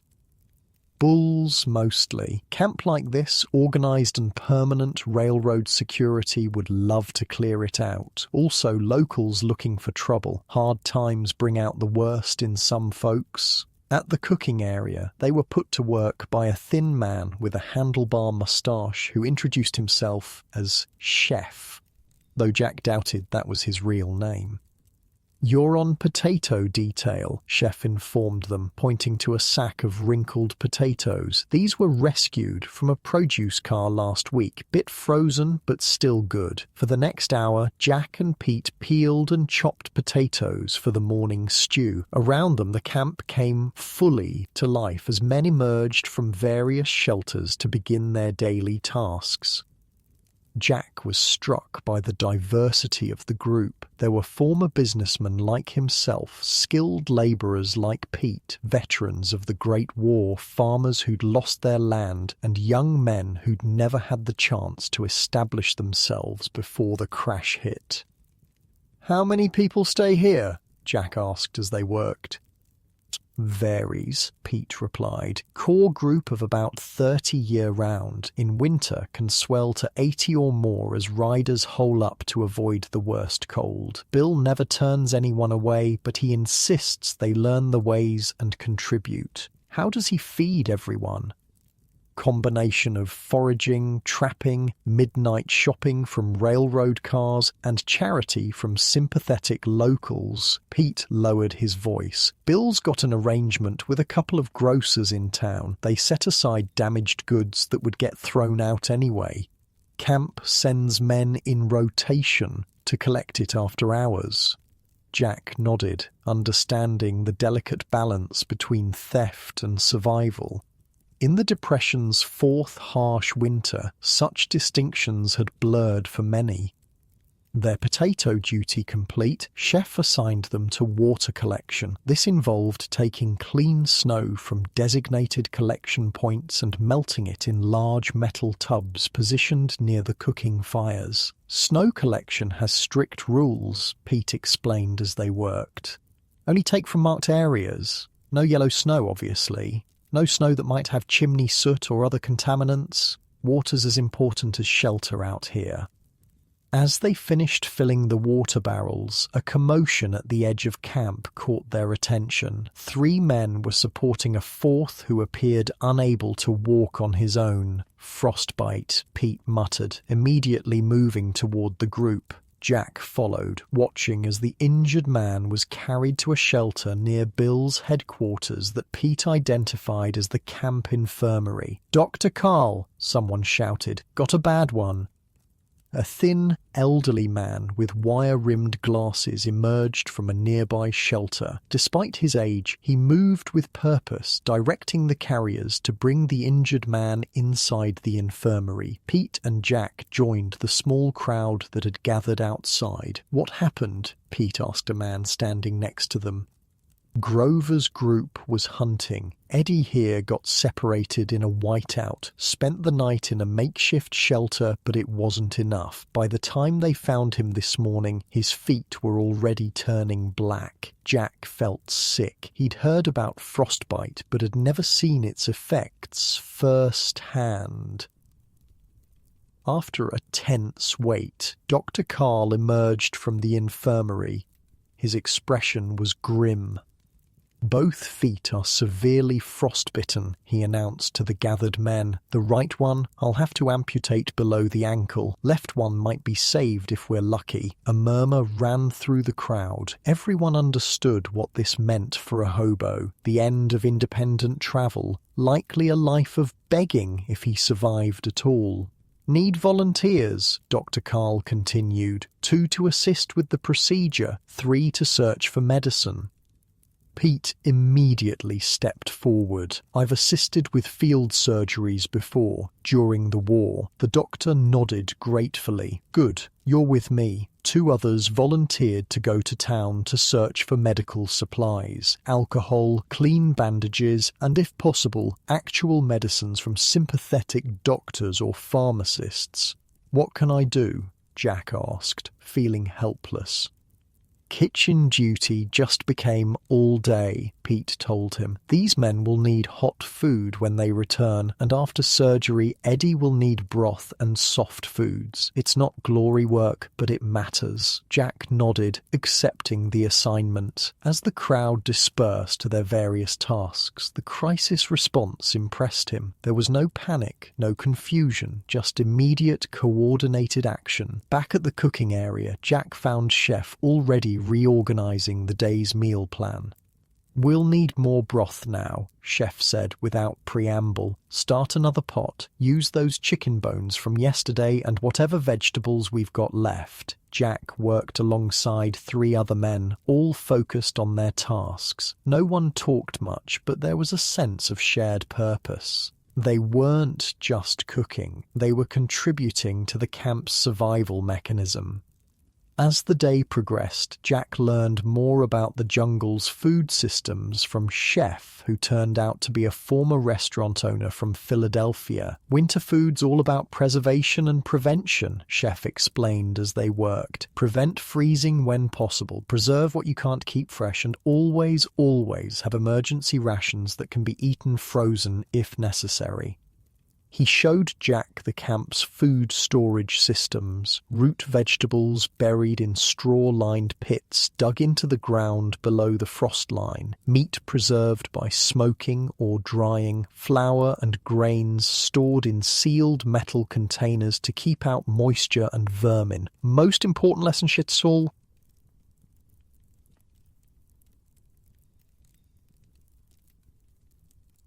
Nain Chol Main Bin Me Is portion control. Rather 10 small meals than one big one that runs out. Predictable hunger is manageable. Unexpected starvation kills. By late afternoon, the search party had returned with precious medical supplies, some donated, some liberated from less secure sources. They rushed these to the infirmary where Pete and Dr. Carl were still working. It was after dark when Pete finally emerged, looking exhausted. Jack handed him a tin cup of hot stew. "How is he?" Jack asked. Pete sighed heavily. "Lost the right foot, left one still touch and go. Next 48 hours will tell." "Will he survive?" "Body-wise, probably. Dr. Carl knows his stuff. Spirit-wise," Pete shrugged. "That's up to him. Some men give up when they lose their mobility. Others adapt." Pete took a long drink of his stew before continuing. Eddie kept saying he should have known better. He's an experienced winter rider. But one mistake, one small error in judgment during the whiteout, and now he's paying with his foot. The harsh reality of their existence hung in the air between them. On the winter rails, there was no margin for error, no forgiveness for momentary lapses. They ate in silence for a while, the gravity of Eddie's situation weighing on them both. Around them, the camp continued its evening routines, men gathering around fires, sharing stories, maintaining equipment, preparing for another cold night. "Bill wants to see us," Pete said finally, "after we eat. Says he's got news." They found Bill in his headquarters, poring over what looked like hand-drawn maps spread across a makeshift table. The stove was burning low, casting long shadows across the earthen walls. "There you are," Bill greeted them. "Heard you did good work today, Pete. Dr. Carl says he couldn't have managed without you." Pete shrugged off the praise. "Just did what needed doing." "That's the attitude that keeps men alive out here." Bill gestured for them to sit. "Got word from some riders who came in from the east. Thought you'd want to hear it." Pete leaned forward eagerly. "About Thomas?" Bill nodded. "Maybe. Rider named Slim Jim came in with a group from Omaha. Says he met a young man matching Thomas's description in a jungle outside Kansas City about 2 months ago." "What was he doing there?" Pete asked, hope evident in his voice. "According to Slim, asking about you. Said he'd heard his father was riding the rails teaching the newspaper insulation method, was trying to track you down." Pete's hands trembled slightly. "Did Slim tell him where I might be?" "Didn't know at the time. But here's the interesting part. The young man mentioned heading for the big St. Louis jungle for winter. Said a lot of riders congregate there. Might have better luck finding information."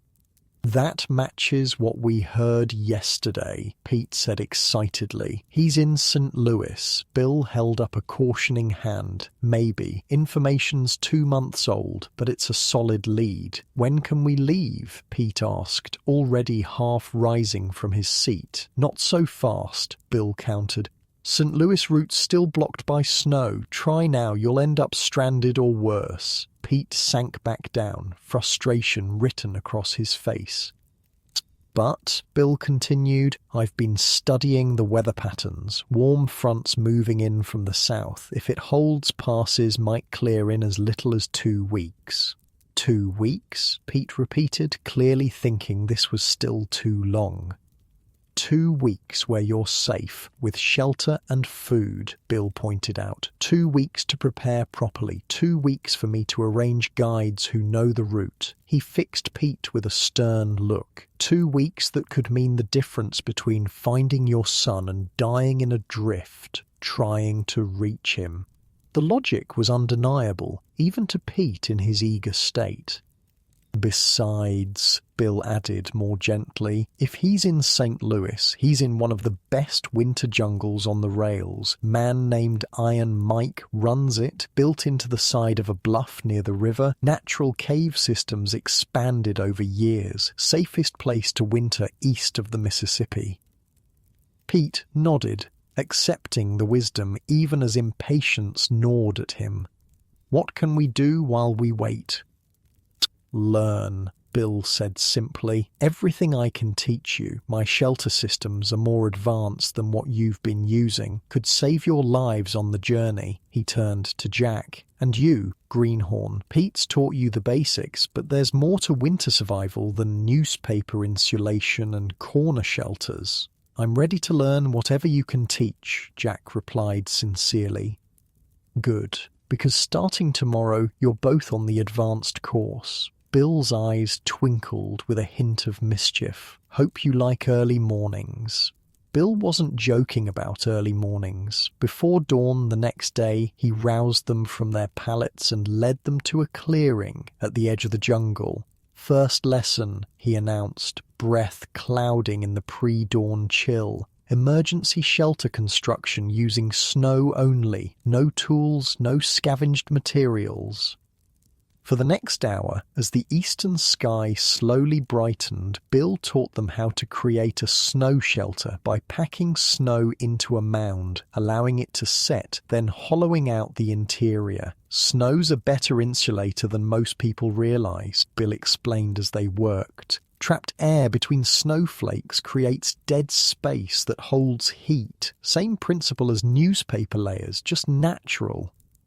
The completed shelter was surprisingly effective. Despite the temperature hovering around 10 below zero, the interior of the snow structure was noticeably warmer than outside. "In truly desperate situations, this can keep you alive overnight," Bill concluded. "Not comfortable, not ideal, but survivable." From there, they moved on to more complex shelter systems using minimal materials, a tarp and rope shelter that maximized coverage with minimal fabric, a brush shelter that utilized fallen branches and natural materials, and Bill's specialty, the hybrid shelter that combined multiple techniques for maximum effectiveness. Or most folks think in terms of single-method shelters, Bill explained, but the best protection comes from combining approaches: snow base for insulation, brush walls for structure, canvas or tarp top for wind and moisture protection. Each lesson was hands-on, with Bill insisting they build functional examples of every shelter type. By midday, Jack's muscles ached from the unaccustomed labor, but his mind was buzzing with new knowledge.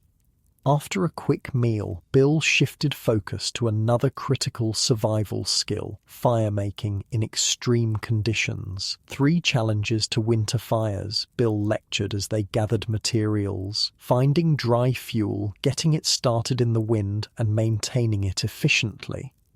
He showed them how to locate and identify truly dry wood, even in snow-covered forests, how to create windbreaks that protected delicate starting flames, and how to arrange fuel for maximum heat with minimum consumption. "Fire's your friend, but a demanding one," Bill concluded. "Feed it right, protect it well, it'll keep you alive. Get careless, it'll go out when you need it most or burn your shelter down around you." The lessons continued for days, each morning bringing new skills to master. Jack threw himself into the learning with unexpected enthusiasm. These weren't abstract concepts or theoretical knowledge. They were immediate, practical skills with clear survival value. Pete, despite his eagerness to resume the search for his son, was equally engaged. He already knew many of the techniques from his years on the rails, but Bill's refinements and systematic approach impressed even him. "Man's a genius," Pete admitted privately to Jack after a particularly challenging lesson on creating water collection systems from snow. "Been riding 3 years and still learning from him." Throughout these intensive training sessions, life in the jungle continued around them. Eddie, the man who'd lost his foot to frostbite, was recovering in the infirmary under Dr. Carl's care. The regular rhythm of camp chores, cooking, water collection, wood gathering, shelter maintenance, provided structure to the days. Jack found himself integrating into the community with surprising ease. Despite their diverse backgrounds, the men shared a common language of survival and a code of mutual support that transcended their differences. Former bankers worked alongside former farmhands. College-educated men took direction from those who'd never finished grade school but knew the ways of the rails. One evening, about a week into their training, Jack sat with Pete by one of the common fires. Around them, men were engaged in the nightly rituals of equipment repair and storytelling. "I never expected this," Jack admitted quietly. "Expected what?" Pete asked. "This community. When I jumped that freight out of Chicago, I thought I was leaving everything behind. Family, friends, society itself." Jack gestured at the activity around them. "Never thought I'd find another kind of society out here." Pete nodded thoughtfully. "Most folks have the wrong idea about riding the rails. Think it's all lone wolves and every man for himself." He looked around the camp. "Sure, there's some like that, but they're usually the ones found frozen come spring thaw." "Is that why you teach others? To build this kind of community?"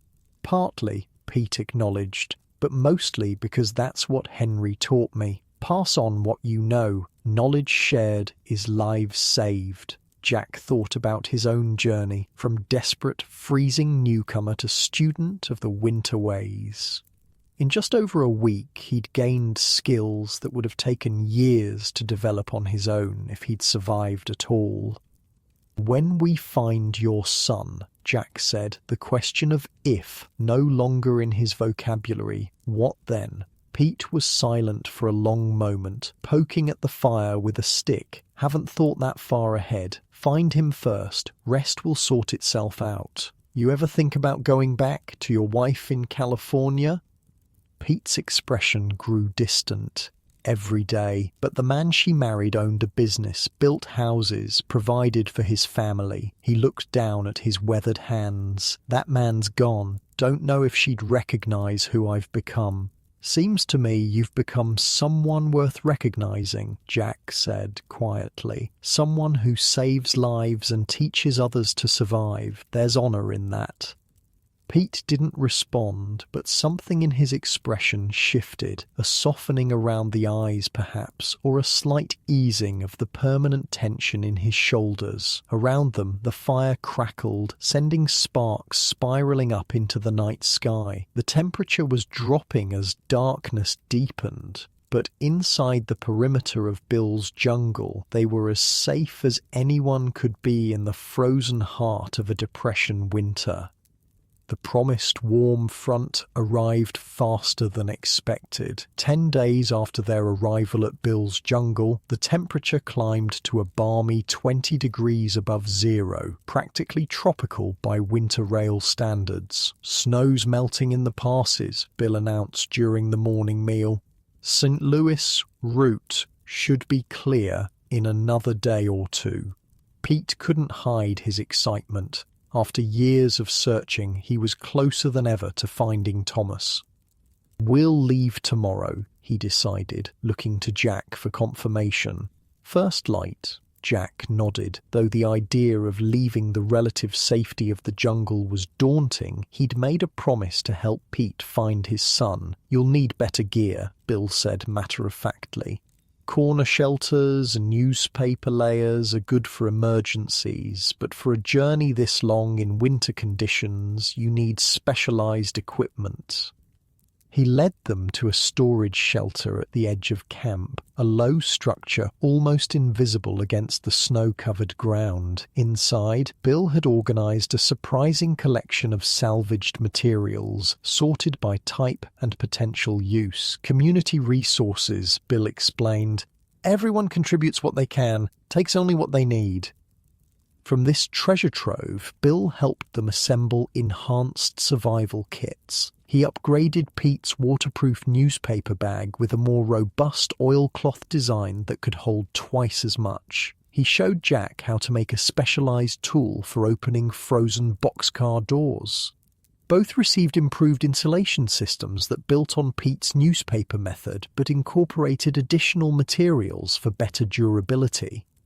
The newspaper core is still the foundation, Bill explained, but these outer layers of canvas and wool will protect it better during extended travel. Less maintenance, more reliability. As they worked on their gear, a commotion at the camp entrance caught their attention. A group of 4 people had arrived, 3 men and, surprisingly, a woman. "Well, I'll be damned," Pete muttered. "That's Survival Sally. Ain't seen her since Nebraska last winter." Jack watched with interest as the newcomers were welcomed into camp. The woman stood out not just because of her gender, but because of her obvious competence. She moved with the confident ease of someone thoroughly at home in this harsh environment. Bill greeted her with evident respect. "Sally, thought you were wintering in Colorado this year." "Change of plans," she replied, her voice carrying clearly across the camp. "Heard you had the best setup east of the Rockies. Figured I'd see for myself." As the newcomers were shown to available shelters, Pete filled Jack in on Sally's reputation. One of the few women who's mastered winter train travel, got food preservation techniques that'll keep you fed when everything else fails, survived 3 days in a blizzard that killed 2 men traveling with her. Later that afternoon, as Jack was collecting wood near the edge of camp, Sally approached him. "You're the banker from Chicago, right?" she asked without preamble. Jack was startled. "How'd you know?" Sally smiled, a quick flash of humor in an otherwise serious face. "News travels on the rails. Pete's been telling everyone he found a city boy freezing to death and turned him into a winter rider." She extended a gloved hand. "Sally Winters, though most folks call me Survival Sally." Jack shook her hand, noting her firm grip. "Jack Morgan, and yeah, Pete saved my life, taught me the newspaper insulation method." "Pete's good with that," Sally acknowledged, "but if you're heading to St. Louis tomorrow, you'll need more than newspaper to keep you alive, especially for food and water." "Bill's been teaching us some techniques," Jack offered. "Bill knows shelters better than anyone, but food," Sally shook her head, "that's my specialty, and you boys will need every trick there is to make it to St. Louis without starving." Before Jack could respond, Sally had turned and walked away, calling over her shoulder, "My shelter! 1 hour! Bring Pete!" Jack reported this encounter to Pete, who seemed pleased. Perfect timing. Sally's forgotten more about winter food strategies than most folks will ever learn. An hour later, they found Sally at her shelter, which she'd already modified with several additions that Jack didn't recognize. "Ventilated food storage," Sally explained, seeing his curiosity, "keeps provisions from freezing solid but still cold enough to prevent spoilage." Inside, Sally had arranged an impressive array of food items, each prepared and stored in specific ways. "Food selection system," she began without preliminary small talk. "Winter riding needs specific types of food. High-fat items stay edible when frozen. Bacon, lard, nuts, critical for maintaining body heat." She showed them how she prepared each item, cutting bacon into small, bite-sized pieces, grinding nuts into coarse meal, slicing dried meat into thin strips that could be softened with body heat. "Never carry food that requires cooking," she warned. "Fire's a luxury, not guarantee. Everything must be edible, cold, or frozen." Pete nodded along, occasionally adding his own observations. Jack took mental notes, recognizing the life-saving value of this knowledge. "Water management's even trickier," Sally continued, showing them her collection of small metal flasks. "Multiple containers rotated inside clothing to prevent freezing, never one large canteen." She demonstrated her emergency water technique, using a small metal cup held against the body to melt snow. Slow process, she admitted, but reliable when nothing else works. Just remember, only use clean snow from areas away from railroad tracks. Industrial pollution's no joke. The lesson continued for hours, covering food storage, emergency rations sewn into clothing, hunger management techniques, and even how to safely eat snow when desperate. Mental aspects matter too, Sally emphasized. Hunger clouds judgment. Small, regular amounts of sugar can provide quick energy boosts that improve mental clarity during critical decisions. By the time they finished, night had fallen. Sally insisted they stay for a meal that demonstrated her principles in action, a surprisingly satisfying combination of dried meat softened in melted snow, nut paste mixed with dried berries, and small pieces of hard cheese. Travel rations, she explained as they ate, can sustain you for days without cooking or preparation. As they were leaving, Sally handed each of them a small cloth bundle. Emergency food cache. Sew it into your coat lining. Contains enough calories to keep you alive for 48 hours if you lose everything else. Thank you, Jack said sincerely, for the food and the knowledge. Sally's expression remained serious. Don't thank me, just survive. Too many don't make it through their first winter.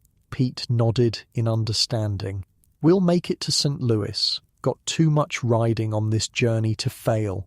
Thomas, right? Sally asked quietly. Still looking for your boy? Pete's face showed surprise. You've heard about him. Your rails have ears, Pete. Everyone knows you're searching. She hesitated, then added, heard a rumour last fall. Young man in St. Louis asking about a carpenter-turned-hobo who teaches the newspaper method. Could have been him. Hope flared in Pete's eyes. That's what we've heard too. Heading there tomorrow. Good luck, Sally said simply. If anyone can make that journey in winter, it's you. Morning brought chaos to the typically ordered camp. A rider had arrived before dawn with alarming news. Railroad bulls were conducting sweeps of all known jungles in the area. Someone must have talked, Bill growled as he organized the camp's response. Bulls usually leave us alone in winter unless they're tipped off. The camp mobilized with practiced efficiency. Valuable supplies were hidden in underground caches. Shelters were partially dismantled to make them look abandoned. Fires were extinguished and covered with snow to hide evidence of recent use. What's the plan? Jack asked Pete as they quickly packed their newly assembled gear. We stick to our schedule, Pete replied firmly. Leave for St. Louis today. Bulls coming just means we go sooner rather than later. Bill approached them, his expression grim. Train spotters report freight heading east in 2 hours. We'll slow for the junction curve 5 miles south, your best chance to board. We'll take it, Pete decided. Rather face the rails than bulls any day. Bill handed them each a small package wrapped in oilcloth. Extra newspapers, dried meat and matches. Not much, but might make the difference.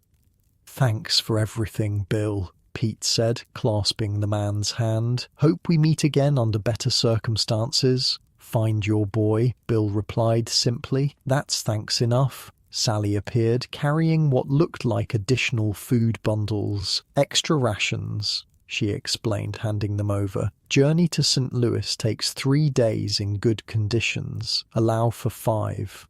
Jack was touched by the community's generosity, especially when resources were so precious. We should go, Pete urged, looking nervously at the sun climbing higher. Need to reach the junction before the train. They said hasty goodbyes to those who had become friends in such a short time. Eddie, now recovering on crutches, insisted on giving Jack a small knife he'd carved from railroad spike steel. Saved my life more than once, he explained. Maybe it'll do the same for you. The exodus from camp had begun, with riders heading in different directions to avoid creating an obvious trail. Bill's jungle would temporarily disperse, then regroup once the danger had passed, a drill they'd clearly practiced before. Pete and Jack headed south, trudging through snow that had begun to develop a thin crust as temperatures hovered around freezing. The warmer weather was a mixed blessing, easier on their bodies but creating slush that soaked through to their feet if they weren't careful. "Keep your boots dry," Pete reminded Jack as they walked. "Wet feet in winter will kill you faster than hunger." They made good time, reaching a ridge that overlooked the junction by mid-morning. From their vantage point, they could see railroad tracks stretching east and west, converging at a switch point near a water tower. "Perfect spot," Pete assessed. "Train will slow to about 15 miles per hour for that curve. Manageable jumping speed." They settled in to wait, using the time to check their insulation layers and secure their packs. Jack realized how much he'd learned in the short time since leaving Chicago. His hands now moved with practiced efficiency as he adjusted his newspaper wrappings and checked his food supplies. "You're not the same greenhorn who nearly froze to death in that boxcar," Pete observed, noting Jack's competence. "Had a good teacher," Jack replied with a small smile. "Several, actually." A distant whistle announced the approaching train. They moved closer to the tracks, positioning themselves behind a stand of trees to remain hidden until the last moment. "Remember the technique," Pete coached as the train came into view. "Wait for a good car. Boxcar with door partially open is ideal. Time your run to match the train's speed. Jump for the door handle. Pull yourself up and in. Never grab moving parts or wheels." Jack nodded, focusing on controlling his breathing. Despite his growing confidence, jumping a moving train still terrified him. The locomotive thundered past their hiding spot, belching smoke into the winter air. They counted cars, watching for suitable rides.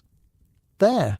Pete pointed to an empty boxcar with its door slid open about 2 feet.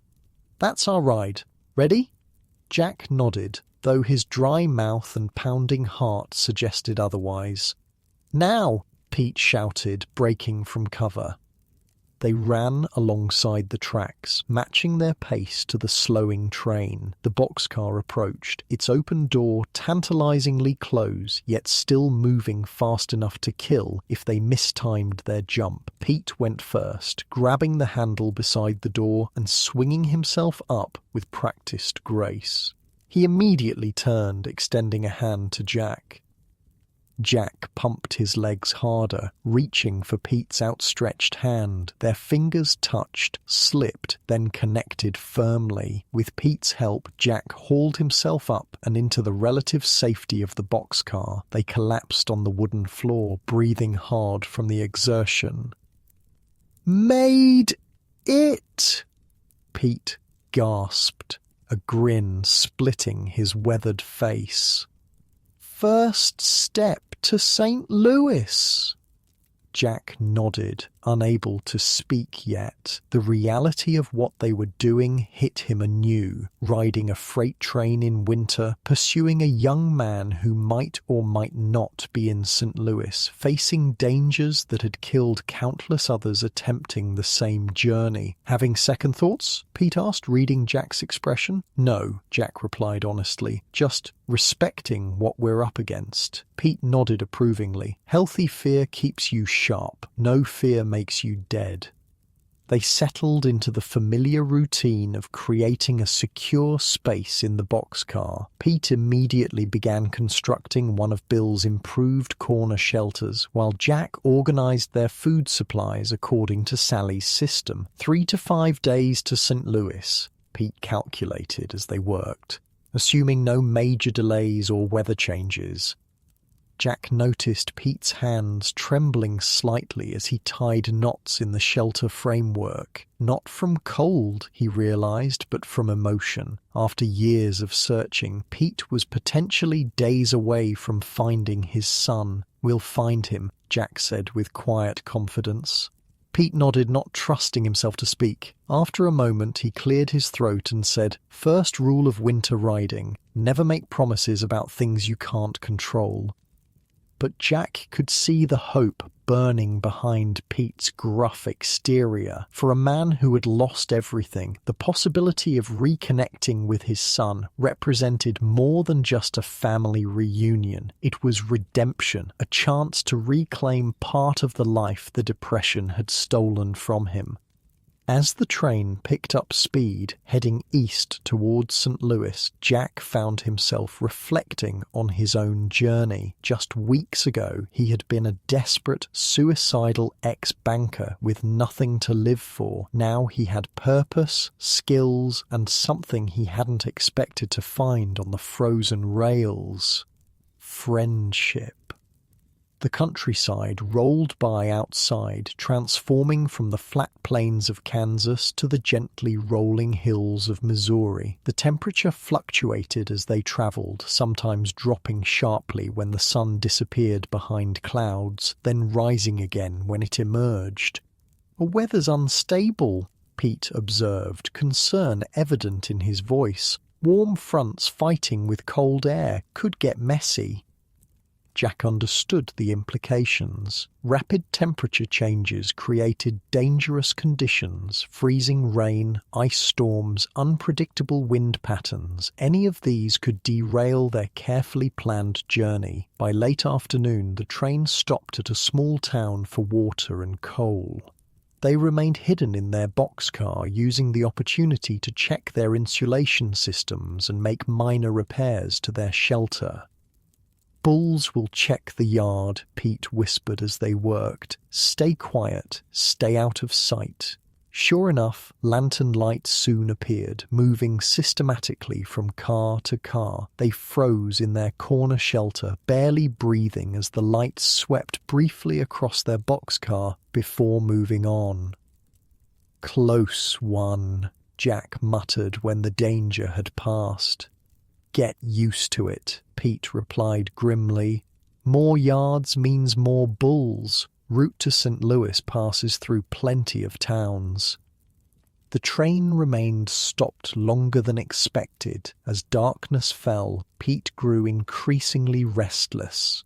"Something's wrong," he muttered, peering through a crack in the boxcar door. "Shouldn't be stopped this long for just water and coal." Jack joined him at the door, but could see little in the gathering darkness. The small town's rail yard was poorly lit, with only a few lanterns marking key points.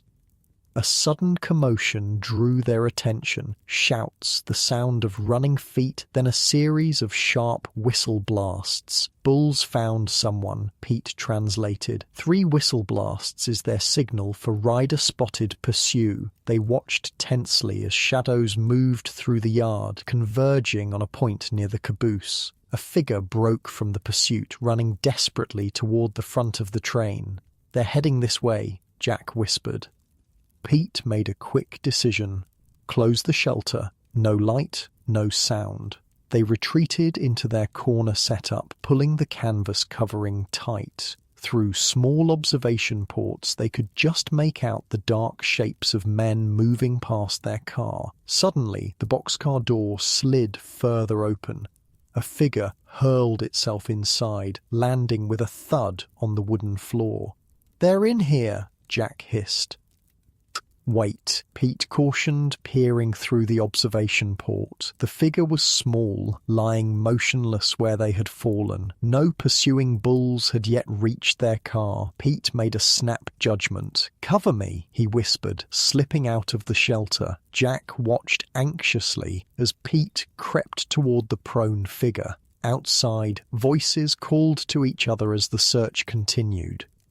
Pete reached the person, bent down, then straightened in evident surprise. He quickly dragged the figure toward their shelter. "Help me," he urged Jack. "Quick, before they check this car." Together, they pulled the unconscious form into their shelter, sealing the entrance behind them just as lantern lights swept across the boxcar floor. In the dim light filtering through the canvas, Jack could now see that their unexpected guest was a boy, no more than 16 or 17, dressed in clothes inadequate for winter travel. Blood trickled from a cut on his forehead. Bulls must have caught him and roughed him up. Pete whispered, checking the boy's pulse. "He's alive, just knocked out."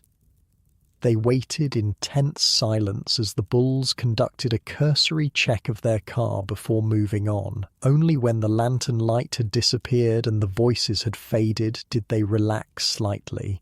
"Is he hurt bad?" Jack asked, examining the unconscious youth. "Don't think so. Head wound superficial. More worried about cold exposure. These clothes wouldn't keep him alive overnight." As if on cue, the train whistle sounded and the boxcar lurched as they began moving again. "We're stuck with him now," Pete observed, not unkindly. "Can't put him back out there to freeze." Jack was already removing his outer layer. "We can share our insulation. Got plenty of newspaper." Pete nodded approvingly. "Start with his core temperature. Chest and torso first, then limbs."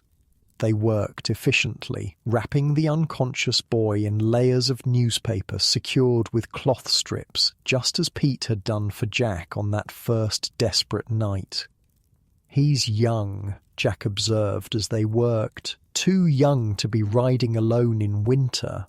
"Same could be said for a lot of folks out here," Pete replied. "Depression didn't check ID before destroying lives." The boy stirred as they finished wrapping his torso, his eyelids fluttering. "Easy there," Pete said softly. "You're safe for now." The boy's eyes opened fully, panic immediately filling them. He tried to sit up, to escape, but was too weak to manage it.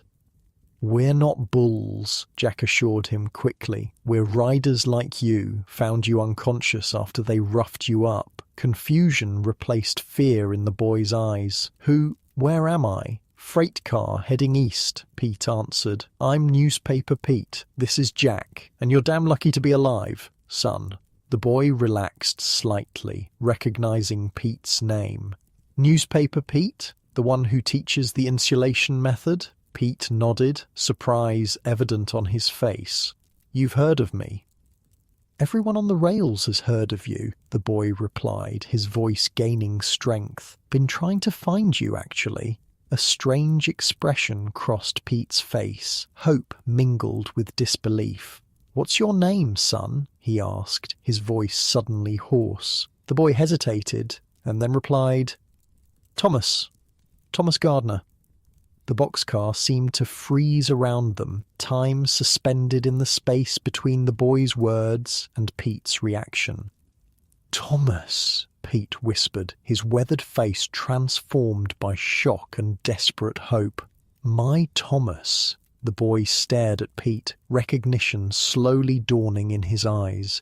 "Dad, is that really you?" For a long moment, the only sound was the rhythmic clacking of train wheels on frozen track. Pete stared at the boy as if afraid he might disappear if he blinked. "Thomas?" he whispered again, his voice cracking. "Is it really you?" The boy nodded slowly, his own eyes wide with disbelief. "Dad, how? I've been looking everywhere for you." Pete moved forward hesitantly, then all at once pulled his son into a fierce embrace. Thomas winced, his injuries from the bull's beating still fresh, but he returned the hug with equal intensity. Jack turned away, giving them privacy in this impossible moment.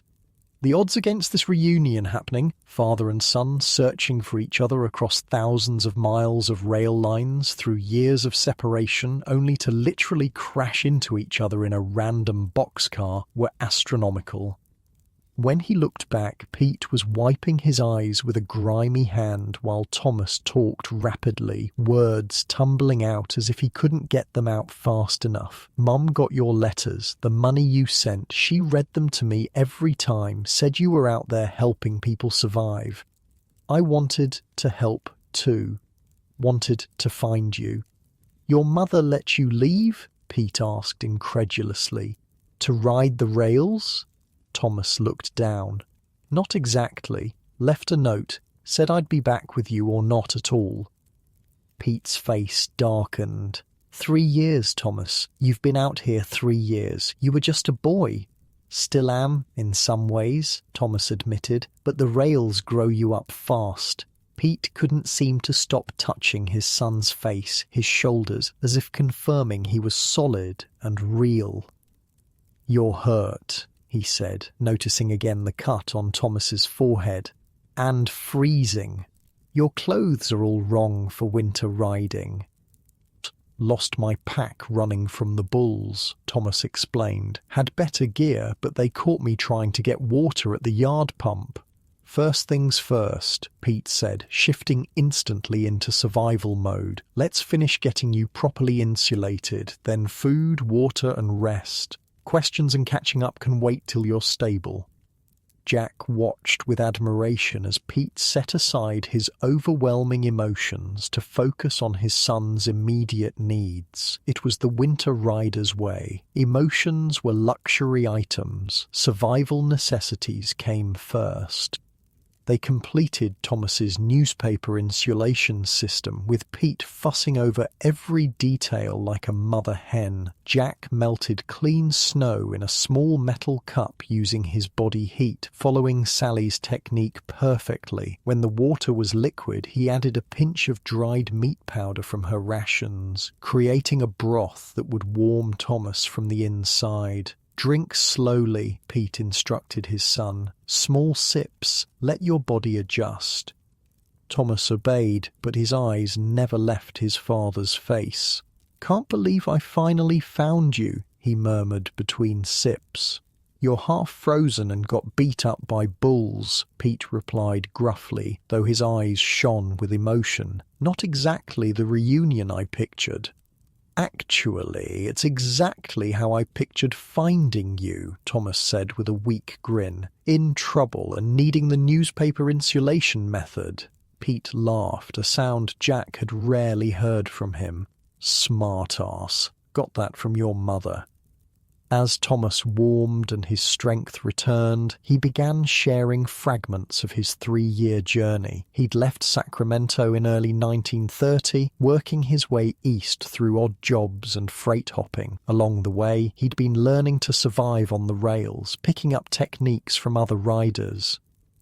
"First winter nearly killed me," Thomas admitted. "Got caught in Colorado without proper gear. Old-timer named Jackson saved me, showed me basic insulation with newspapers, said he'd learned it from a guy named Newspaper Pete." Thomas smiled at his father. "That's when I knew I was on the right track." "Jackson," Pete mused. "Big guy, missing 2 fingers on his left hand?" Thomas nodded, surprised. "You know him?" "Taught him the method in Wyoming, winter of 30. Good to know he passed it on." Jack marveled at the connections that existed in this seemingly chaotic world of rail riders, knowledge passed from person to person, creating an invisible network of survival expertise. "Second winter was better," Thomas continued. "Made it to Chicago, then south to avoid the worst cold. Kept asking about you everywhere. Lots of people had heard of Newspaper Pete, but always just missed you, or he was heading west when I was heading east." "Been doing the same," Pete said softly.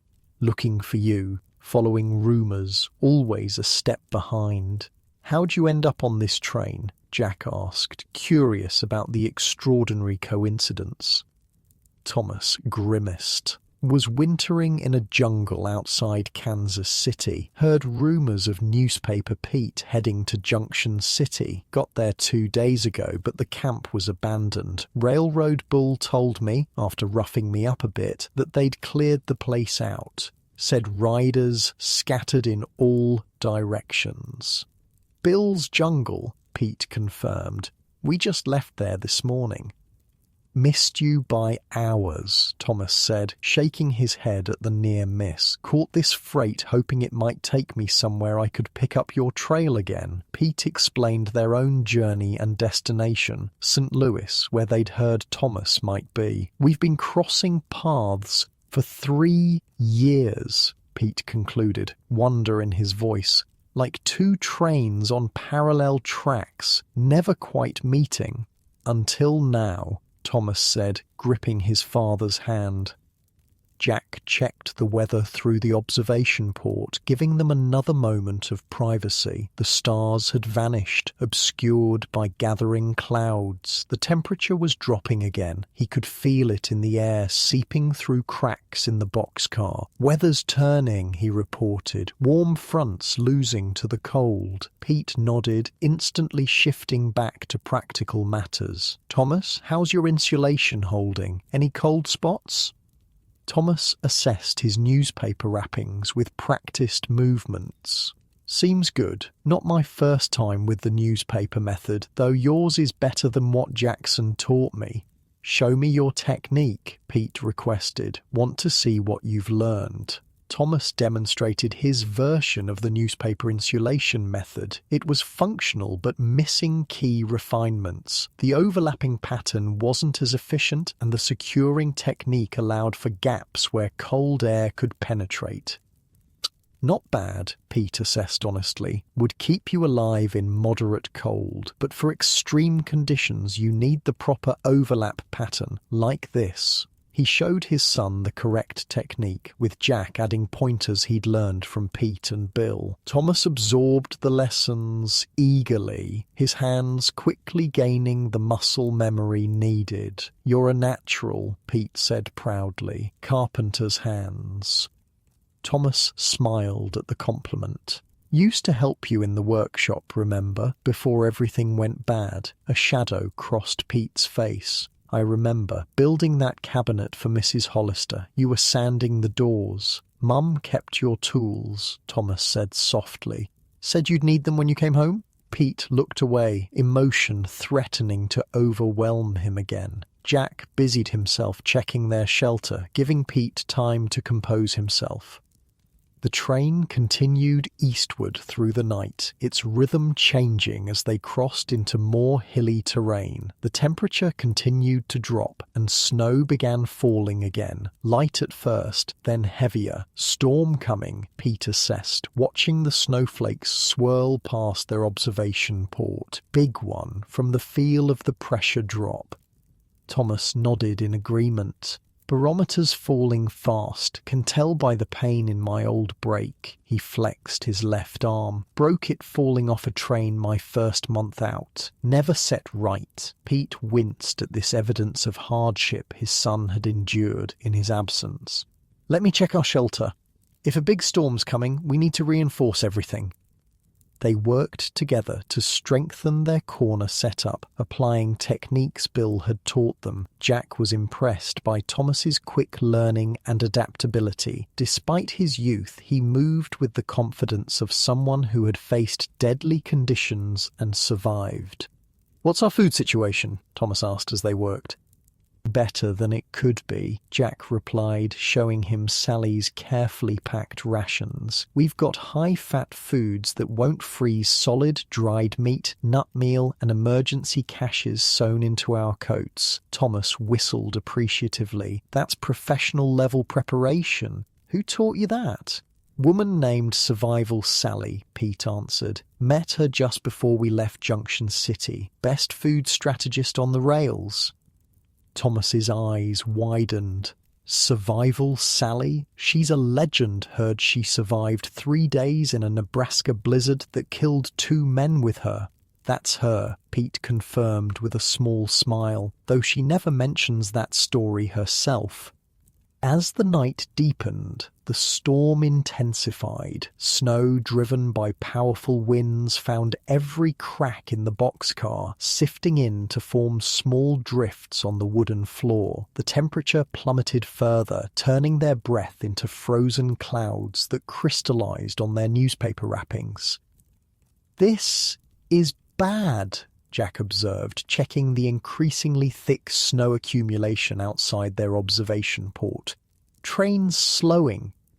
"Drifts on the tracks," Pete explained grimly. "If they get too deep, we'll stop completely." The implications hung in the air between them. A train stranded in the wilderness during a major winter storm could mean death for unprepared riders. Thomas broke the tense silence.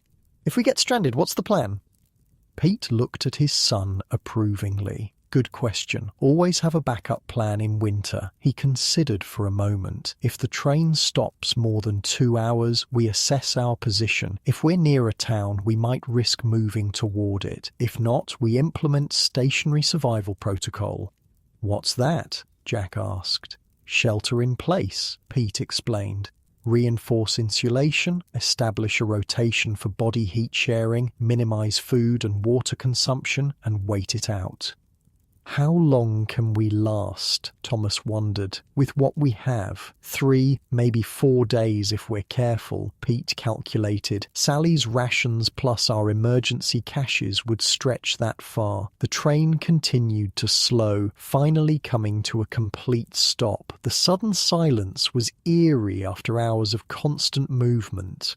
Now we wait, Pete said, checking his pocket watch. Mark the time. 2 hours, then we decide.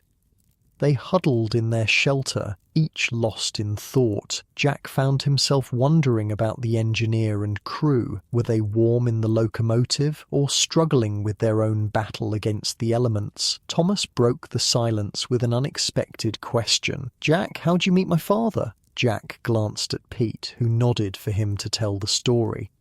Nearly froze to death in a boxcar out of Chicago, Jack admitted. First time riding in winter, had no idea what I was doing. Your father found me, taught me the newspaper method, probably saved my life. Sounds like him, Thomas said with evident pride. Always helping others. Just passing on what I learned. Pete demurred. Same as any winter rider would. Thomas shook his head. Not the same. Asked around about you for 3 years. Everyone knows Newspaper Pete, the man who teaches others to survive when no one else would bother. Pete looked uncomfortable with the praise. Enough about me. Tell us how you've been surviving. What techniques you've picked up. Thomas eagerly shared his accumulated knowledge, a snow shelter method he'd learned from a former Arctic explorer in Montana, a fire-starting technique using steel wool and batteries that worked in damp conditions, a signaling system using mirrors that could alert distant riders to danger or opportunity. Jack listened, fascinated by how this boy, still in his teens, had compiled survival wisdom from across the country. The Hobo education system might be informal and haphazard, but it was undeniably effective. What about your mum? Pete finally asked, the question he'd clearly been holding back. How was Alice when you left? Thomas's expression grew serious. Working at a cannery in Sacramento, hours were long, pay was bad, but she kept a roof over our heads. He hesitated. She never stopped believing you'd come back. Kept your picture by her bed. Pete stared at his hands. Should have gone to her right away. Pride got in the way. Thought I needed to rebuild something first. Have something to offer. She didn't want something, Thomas said quietly. She wanted you. The truth of this simple statement hung in the air between them. Outside, the storm howled with increasing fury, rattling the boxcar with powerful gusts. Snow continued to find its way inside, accumulating in corners and along the edges of their shelter. 2 hours, Pete announced, checking his watch again. Decision time.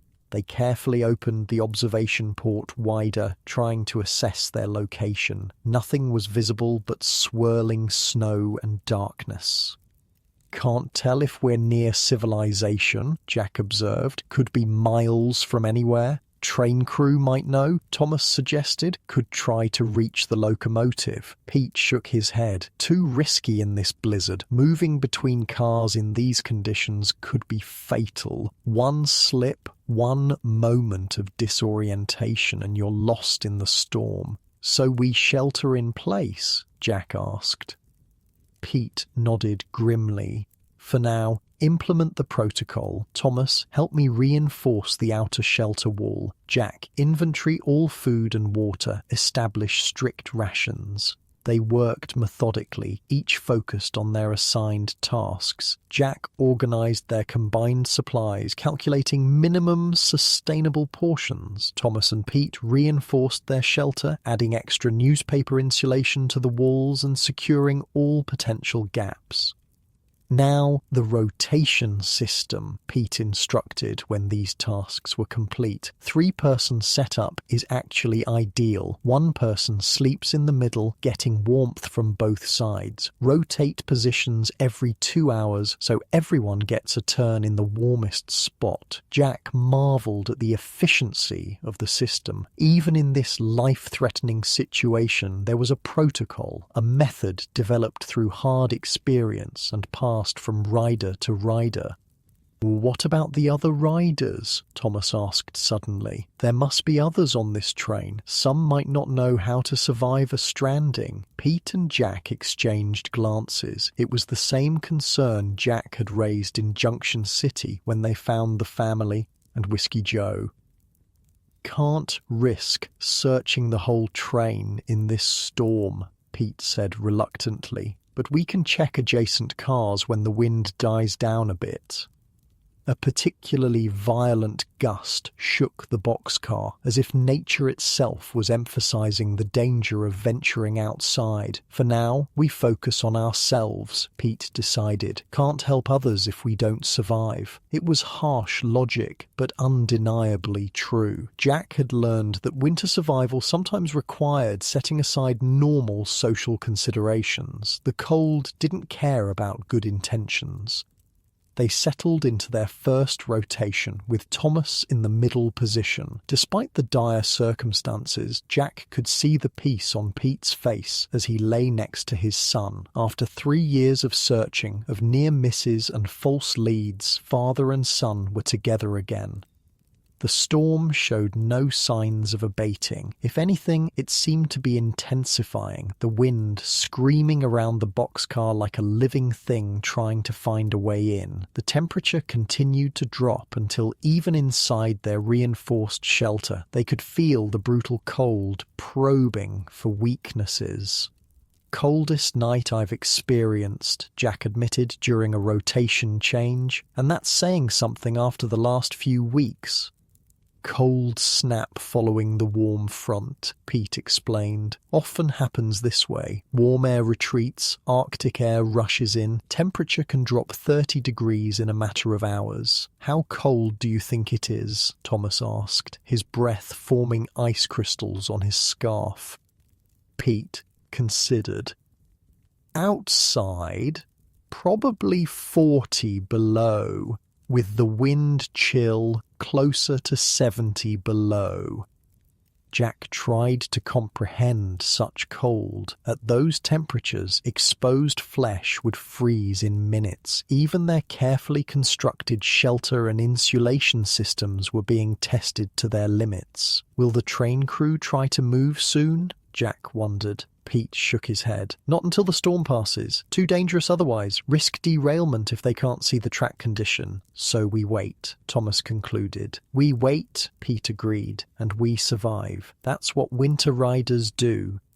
As they rotated positions again, Jack found himself in the middle. Despite the deadly cold, just feet away, the combined body heat of 3 people in their insulated cocoon created a microclimate that was almost comfortable. His thoughts drifted to the strange journey that had brought him here. From desperation in Chicago to this moment of crisis shared with a man who had become a friend and a boy who had crossed a continent to find his father. The Depression had destroyed millions of lives, torn families apart, and driven people to extremes simply to survive. Yet in the midst of this national catastrophe, small miracles still occurred. A father and son reunited in a frozen boxcar, strangers becoming allies against the common enemy of winter. Outside, the storm raged on, indifferent to human suffering or joy. Inside their shelter, 3 people huddled together, sharing warmth, food, and the most precious resource of all on the winter rails, knowledge that kept death at bay for one more night.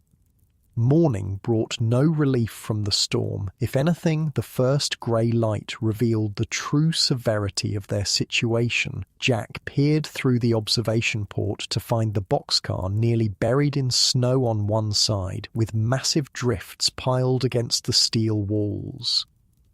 "Train's not going anywhere soon," he reported grimly. Pete nodded, his expression thoughtful rather than fearful. "Time to check on the neighbours. Storms let up just enough to risk moving between cars." Thomas immediately volunteered. "I'll go." "No," Pete said firmly. "You just got your insulation layers properly established. Jack and I will go. You maintain the shelter and prepare rations for whoever we might find."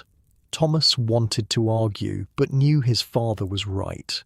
His improvised gear wasn't as reliable as their professionally constructed systems. "Be careful," was all he said.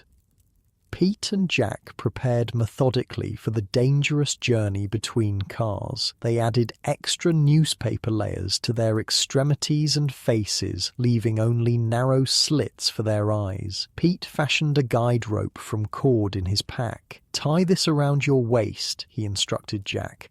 "I'll go first. If visibility drops to 0, we can still find our way back." The preparations complete, they cautiously opened the boxcar door wider. The wind immediately tried to rip it from their hands, sending a shower of snow into their shelter. "Stay close," Pete shouted over the wind. "Next car is about 15 feet ahead." They pushed out into the storm. The cold hit Jack like a physical blow, penetrating his layers with frightening speed. The wind tore at his face, the tiny exposed portion around his eyes immediately beginning to sting and go numb. Walking was nearly impossible. The snow reached mid-thigh in places, and the wind pushed against them with hurricane force. Pete forged ahead, one hand gripping the side of the train for guidance, the other holding the rope connected to Jack. It seemed to take an eternity to reach the next car. When they finally found its door, Pete had to use his metal tool to break through the ice that had sealed it shut. The door finally slid open with a groan of protesting metal. "Hello," Pete called into the darkness. "Anyone riding?" a weak voice answered from the far corner. "Help, please." Their eyes adjusting to the dimness, they made out 2 forms huddled together under what looked like a single tattered blanket. A man and woman, both young, both clearly in the advanced stages of hypothermia. "Jesus," Jack muttered, immediately moving toward them. "They're freezing to death." The couple were barely conscious, their lips blue, their movements sluggish. Their clothes were completely inadequate. Light jackets, no gloves, ordinary shoes, clearly not experienced riders. Newlyweds, the young man managed to stutter through chattering teeth. "Trying to reach her parents in Illinois. No money for train fare." "Save your strength," Pete instructed, already removing his outer layer. "We need to warm you up first. Talk later." They worked quickly, applying their emergency protocols. The most urgent need was core warming. They helped the couple out of their wet outer clothes and began wrapping them in dry newspaper layers. "Got to move fast," Pete explained as they worked. "Severe hypothermia can kill even after you're in shelter. Body temperature continues dropping unless actively reversed." The young woman was in worse shape than her husband. Her extremities were dangerously cold, her responses increasingly confused. Pete recognized the signs of advanced hypothermia. "We need to get them back to our shelter," he decided. "Body heat from 5 people will warm them faster than anything we can rig here." "Can they walk?" Jack asked doubtfully. "Have to try. Carrying them in this wind would be impossible." They got the couple to their feet, supporting them between their own bodies. The newspaper insulation they'd hastily applied was minimal, but would help prevent further heat loss during the short journey. "Just 15 feet, Pete encouraged as they prepared to venture back into the storm. 15 feet to warmth and safety. The return journey was even harder than the outbound trip. The couple could barely stay upright, and twice the young woman nearly collapsed. Only Pete's iron grip kept her moving forward. When they finally reached their boxcar, Thomas was waiting anxiously at the door. His eyes widened at the sight of the half-frozen couple, but he immediately helped pull them inside. "Get them in the shelter," Pete directed. "Center position. We need to warm them from both sides." They arranged the couple in the middle of their shelter, with Thomas and Jack on either side providing direct body heat. Pete worked quickly to prepare hot broth using Sally's technique of melting snow with body heat and adding dried meat powder. "Small sips," he instructed the young man, who was recovering faster than his wife. "Too much too fast can shock your system." The young woman remained barely responsive, her skin alarmingly pale, except for patches of red on her cheeks and nose, early signs of frostbite. "She needs more heat," Pete said with concern. "Jack, Thomas, press closer. Direct contact is best." They repositioned, creating a human cocoon around the shivering woman. Pete prepared a special mixture from Sally's supplies, a high-energy paste of nut meal, dried fruit, and a precious pinch of sugar. "Try to get her to take some," he told the husband. "Sugar will help her brain function, critical for recovery." For nearly an hour, they focused entirely on warming the couple. Gradually, color returned to the woman's face, and her violent shivering subsided to occasional tremors. The man recovered enough to speak coherently. "Name's Robert," he introduced himself.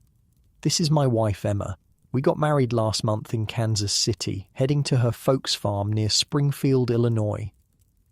"First time riding?" Pete asked gently. Robert nodded, shame evident in his expression. "Thought it would be simple. Just hop a train, get off near her hometown. Didn't realize," he gestured at the storm outside, "winter riding isn't something you figure out on your own," Pete said without judgment. "Knowledge is passed rider to rider. No shame in not knowing what no one taught you." Emma stirred, her eyes opening with more clarity. What happened?"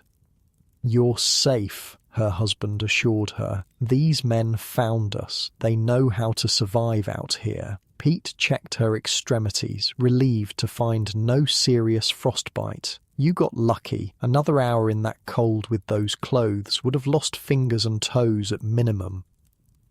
"Thank you," Emma said weakly. "We would have died without you." "That's not how it works on the winter rails," Pete replied simply. "Knowledge gets shared, lives get saved. Someday you'll do the same for someone else." With the immediate crisis addressed, they reorganized their shelter to accommodate 5 people. Space was tight, but the additional body heat actually improved their overall situation. Pete adjusted their ration calculations, portioning their food to stretch for all 5 of them. "How long do you think we'll be stranded?" Robert asked as Pete handed out carefully measured portions of Sally's dried meat.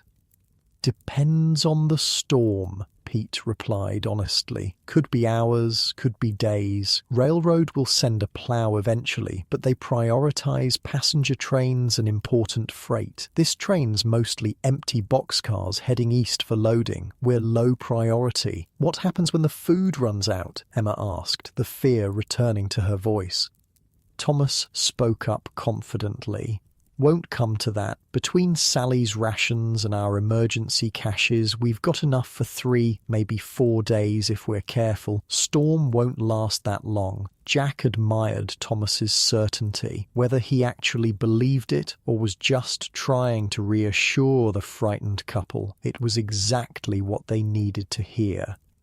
As if confirming Thomas's optimism, the wind outside began to slacken slightly, the constant roar diminishing to an intermittent howl. Pete noticed it first, his head tilting as he assessed the change. Pressure's rising, he observed. Storms starting to pass. "Should we check the other cars?" Jack suggested. "Might be more riders in trouble."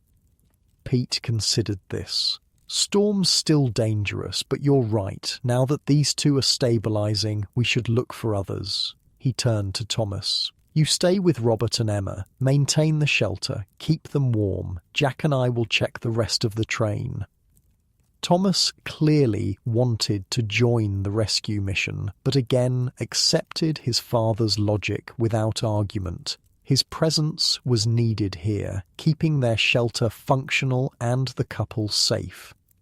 Pete and Jack prepared for a longer expedition this time, planning to check every car they could reach safely. They tied more cord around their waists, creating a longer safety line, and packed small bundles of newspaper and emergency rations to leave with any riders they found. "The storm picks up again while we're out there. Return immediately," Pete instructed Thomas. "Don't wait for us. Maintain your shelter and stay alive." Thomas nodded solemnly, understanding that in winter survival, hard choices sometimes had to be made. Outside, the temperature remained brutally low, but the slightly reduced wind made movement more manageable. They worked their way forward, checking each car methodically. The next two cars were empty, but in the third they found an elderly man huddled near death in the corner. His extremities were already showing the blackened signs of severe frostbite. "Can we move him?" Jack asked, seeing the man's dire condition. Pete checked the man's pulse and responsiveness, his expression grim. "Too far gone to risk moving through this cold. We bring help to him instead." They quickly built a simple shelter around the old man using techniques Bill had taught them. They wrapped him in layers of newspaper and left him with emergency rations and instructions for when he regained consciousness. "Best we can do," Pete said regretfully. "Can't save everyone in conditions like these." They continued forward, finding two more riders in the next car, men with some winter experience who had created basic shelters but were running low on food. Pete shared emergency rations and improved their insulation techniques before moving on. Car by car, they worked their way almost halfway through the train, finding 7 more riders in various states of distress. To each they provided what help they could: food for some, improved shelter techniques for others, medical attention for those with cold injuries. One more car. Then we turn back, Pete decided, the strain of the prolonged exposure beginning to show even through his expert insulation. Been out too long already. The final car they checked contained a group of 4 men who, unlike the others, seemed reasonably prepared. They had constructed a shelter similar to Pete's corner design and had food supplies that would last another day. "Newspaper, Pete?" one of them asked incredulously when Pete introduced himself. "Heard about you all over the rails. Your insulation method saved my brother in Colorado 2 winters back." "Just passing on what I learned," Pete replied with characteristic modesty. The men insisted on sharing some of their coffee, a rare luxury they'd been saving for emergencies. Pete and Jack gratefully accepted the hot drink, the warmth reviving them for the journey back to their own car. "Community," Pete observed as they carefully made their way back through the snow. That's what people don't understand about riding the rails. Think it's every man for himself. But winter creates bonds. Shared knowledge means shared survival. By the time they returned to their boxcar, the storm had weakened considerably, though snow was still falling. Inside, they found Thomas teaching Robert and Emma the finer points of the newspaper insulation method. "Figured they should know how to do it properly," Thomas explained. "For when they continue their journey." Pete nodded approvingly. Good thinking. Knowledge shared is lives saved. As evening approached, the wind died completely, leaving an eerie silence broken only by the occasional creak of the train's metal contracting in the cold. The temperature remained well below zero, but without the wind, their shelter easily maintained a survivable microclimate.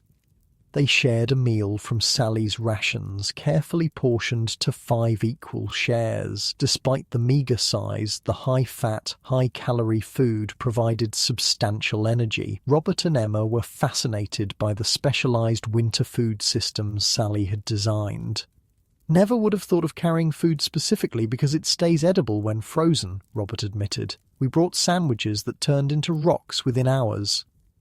"It's all learned knowledge," Pete explained. "Trial and error over many winters, riders figuring out what works, passing it along to others." As they ate, Thomas entertained them with stories from his 3-year search for his father. He'd ridden rails from California to New York, worked odd jobs in 24 states, and collected survival techniques from hundreds of fellow travelers.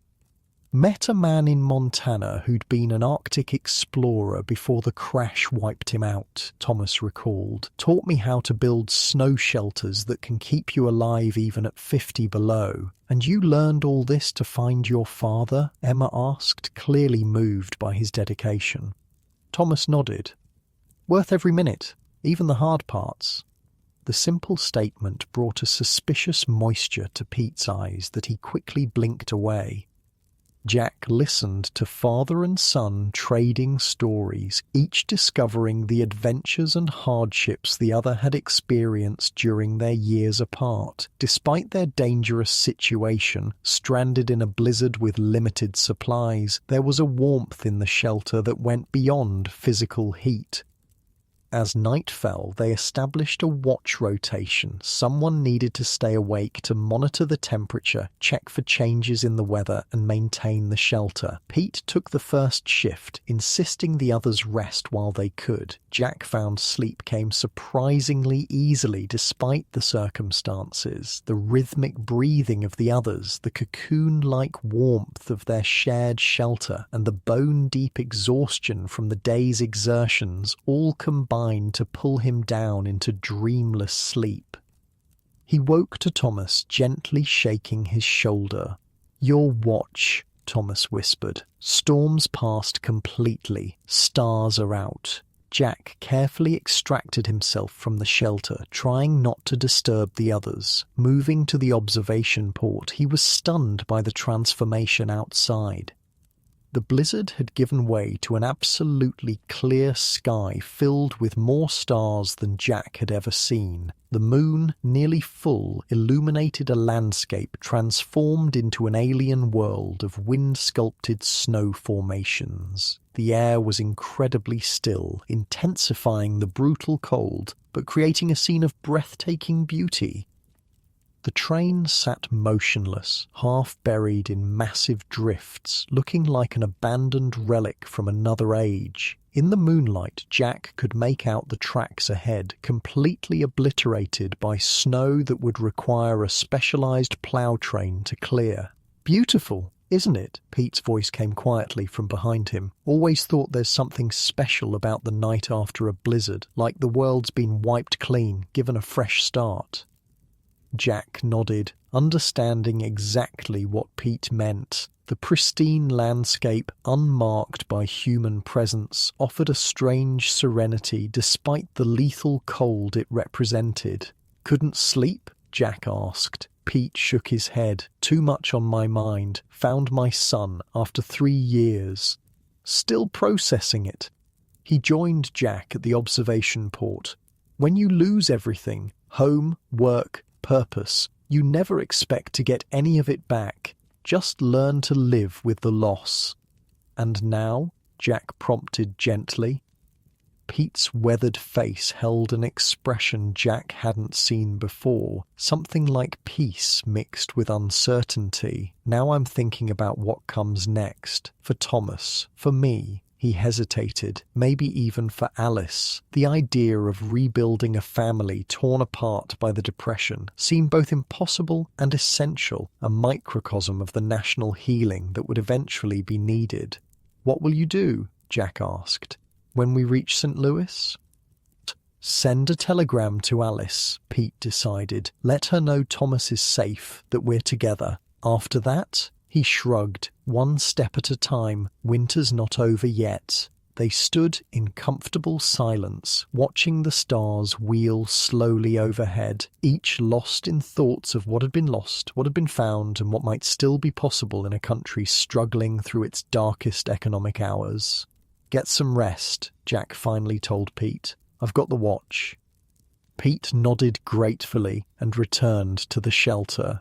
Jack remained at the observation port, keeping vigil as the night deepened. Out in the stark moonlit landscape, he thought he saw movement, perhaps a wolf or coyote investigating the stalled mechanical beast that had invaded its territory. The creature paused, looking directly toward Jack's position, then turned and trotted away across the unmarred snow, a momentary connection across the divide between human and wild, between the technological world that had faltered so catastrophically and the natural world that continued, regardless of stock markets or human suffering. Jack checked his watch. 4 hours until dawn. 4 hours of this pristine, deadly beauty before the practical challenges of survival would again take precedence. He settled in for his watch, grateful for the knowledge that had kept them alive through the storm and for the unexpected community formed in this frozen boxcar in the middle of nowhere. Dawn broke over a world transformed. The blizzard had passed completely, leaving behind a landscape sculpted in white and blue shadows. The sun rose into a perfectly clear sky, its light diamond bright as it reflected off the endless snow. Jack watched the sunrise from their observation port, having maintained his vigil through the night. The temperature had dropped even further in the still air, what winter riders called a cold snap, but their shelter had held against it. Inside their insulated corner, 5 people had survived a night that would have killed them individually. "Train crew's moving," Jack called quietly to the others as he spotted distant figures trudging through the snow from the locomotive. Pete was instantly alert, emerging from sleep to full awareness without the groggy transition most people experienced. It was a skill Jack had noticed in experienced winter riders, the ability to wake completely at the first sign of change or potential danger. "Checking the track conditions," Pete assessed, joining Jack at the observation port, trying to determine if they can move forward or need to wait for a plough.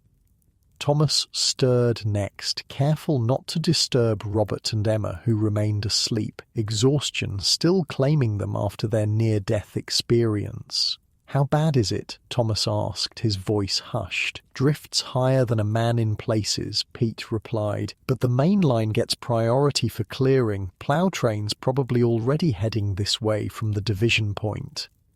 They watched as the train crew, engineer, fireman, and brakeman evaluated the snowdrifts blocking their path. The men moved with the careful deliberation of those who understood the danger of the cold surrounding them, their breaths forming huge clouds in the frigid air.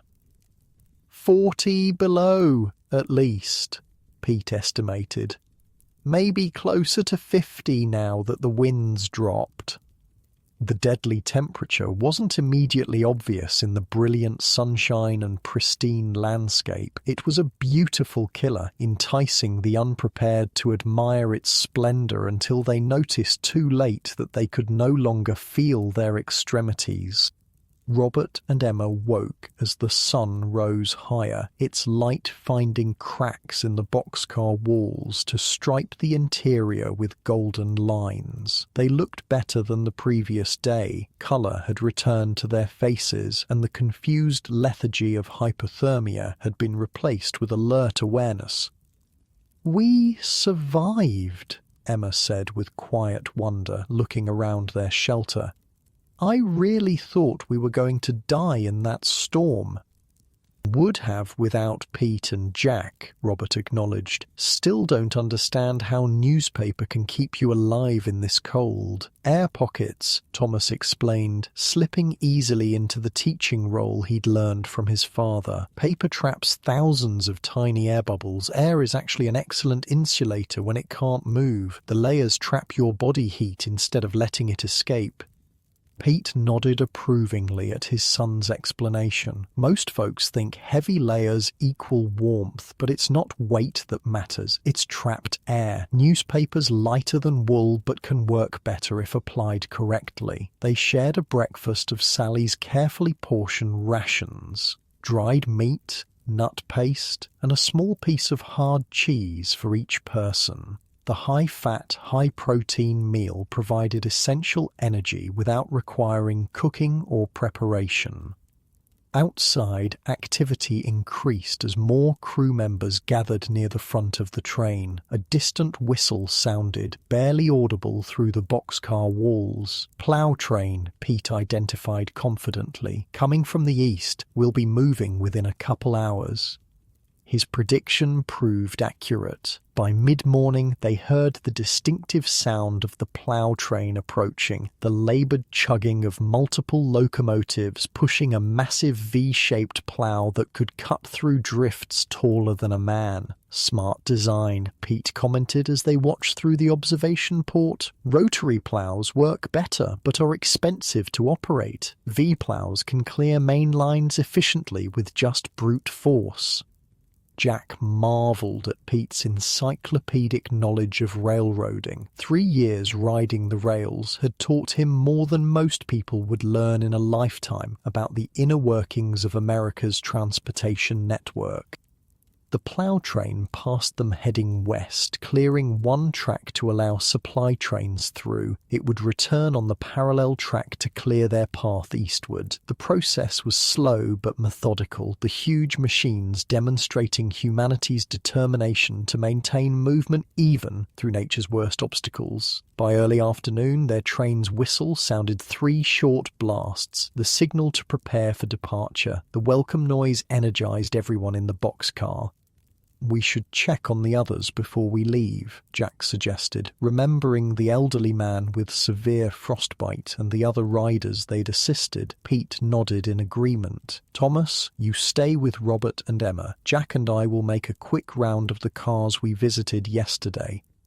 The improved weather made movement between cars much easier, though the cold remained life-threatening for anyone improperly protected. They found most riders in better condition than expected. The elderly man was conscious and responsive, his frostbitten extremities painful but not yet showing signs of dangerous infection. The other riders had maintained their improved shelters through the night and were eager for information about when the train would move again. "Heading out soon," Pete informed each group. "Might make St. Louis by tomorrow night if the tracks stay clear." When they returned to their boxcar, they found Thomas teaching Robert and Emma how to properly dismantle a shelter for quick packing, another critical winter riding skill. "Never know when you'll need to move fast," Thomas explained. "Bulls, unexpected stops, sudden weather changes. The rider who packs fastest lives longest." Pete watched his son with undisguised pride. "Boy's a natural teacher," got that from his mother. A sudden jerk announced the train's first movement in nearly 24 hours. Metal groaned as frozen components were forced into action. The initial progress was slow. The locomotive struggling against the resistance of packed snow between the rails. "We're moving," Emma said with relief bordering on joy. "Actually moving." Pete tempered their excitement with experienced caution. Still a long way to St. Louis. Track could be blocked again further east, but yes, this is good progress. As the train gradually built speed, they began planning the next phase of their journey. Pete marked their approximate position on a mental map of the rail lines. "Should reach Jefferson City by nightfall if we maintain this pace," he calculated. "Then St. Louis by mid-morning tomorrow." "What will you do when we get there?" Robert asked. Pete and Thomas exchanged glances, the question bringing into focus decisions they needed to make. "First, send a telegram to Thomas's mother," Pete said. "Let her know he's safe, that we found each other." "Then," Jack prompted gently. Pete took a deep breath. "Then we need to decide if we head west, back to California, back to Alice." The possibility hung in the air between father and son, a potential ending to their years of separation and searching that neither had fully confronted until this moment. "What do you think, Thomas?" Pete asked, his voice uncharacteristically uncertain. Would your mother want me back after all this time?" Thomas didn't hesitate. "She never stopped waiting, kept your workshop exactly as you left it, said you'd need it when you came home." Pete looked away, emotion threatening to overcome his usual stoic demeanour. Jack and the newlyweds discreetly busied themselves with shelter maintenance, giving father and son a moment of privacy. "I'm not the same man who left," Pete said quietly to Thomas. "Lost my business, my home, been riding freights for 3 years. Don't know if I can go back to building houses, being a provider." "You've been providing in a different way," Thomas pointed out, "teaching others to survive, saving lives. There's honour in that, like Jack said." Pete considered this perspective, that his years on the rails hadn't been a fall from grace, but a different kind of contribution. The idea seemed to ease something in his expression. "Maybe you're right," he conceded. "Still, California's a long way from St. Louis, especially in winter." "We could wait until spring," Thomas suggested. "Find work in St. Louis, save enough for proper tickets west, riding a passenger train." Pete smiled at the notion. "Been a while since I did that." Their conversation shifted to practical considerations. Places to find work in St. Louis, known hobo jungles where they could stay safely, contacts Pete had made during previous visits to the city.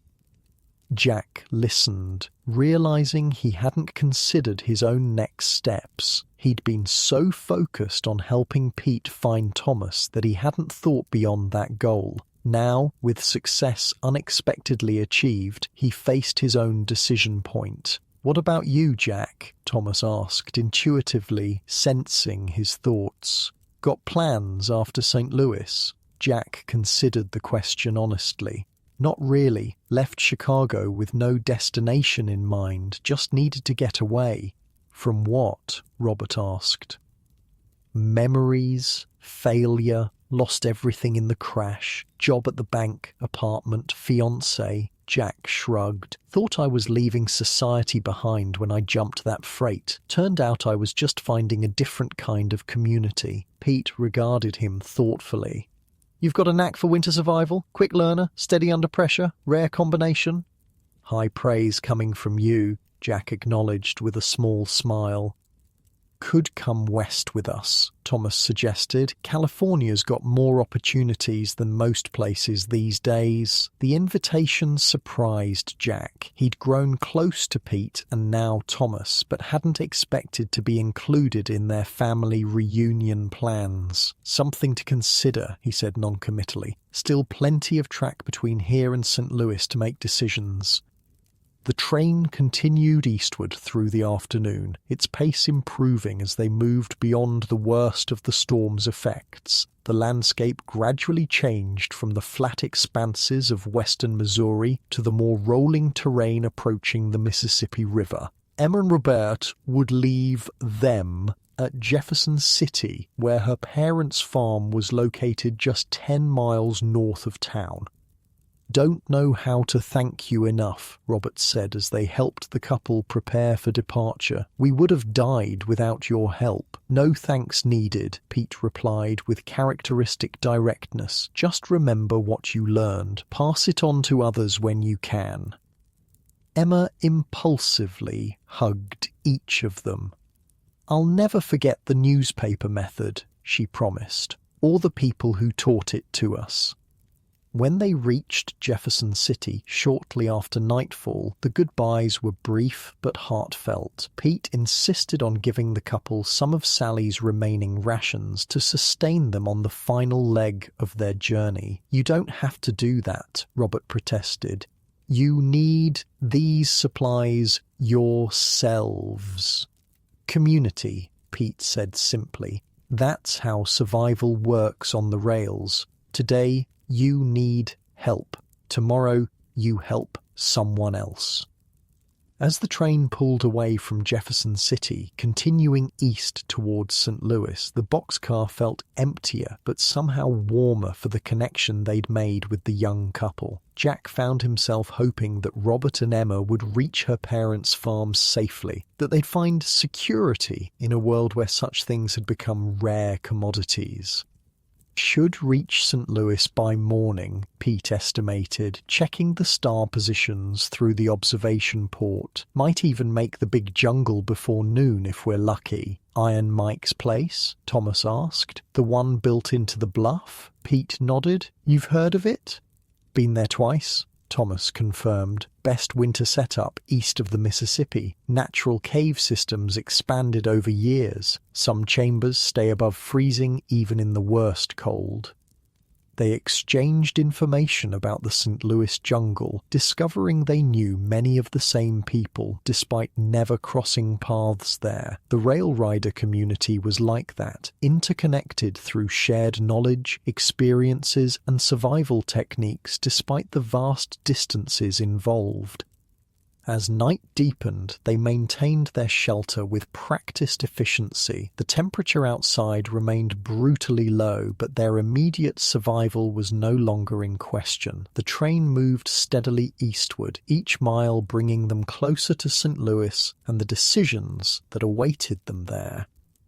Jack took the first watch, settling into the now familiar routine of monitoring temperature changes, checking insulation integrity, and maintaining the shelter's structure. Pete and Thomas slept nearby, father and son reunited against all odds in the harsh winter of America's worst economic collapse.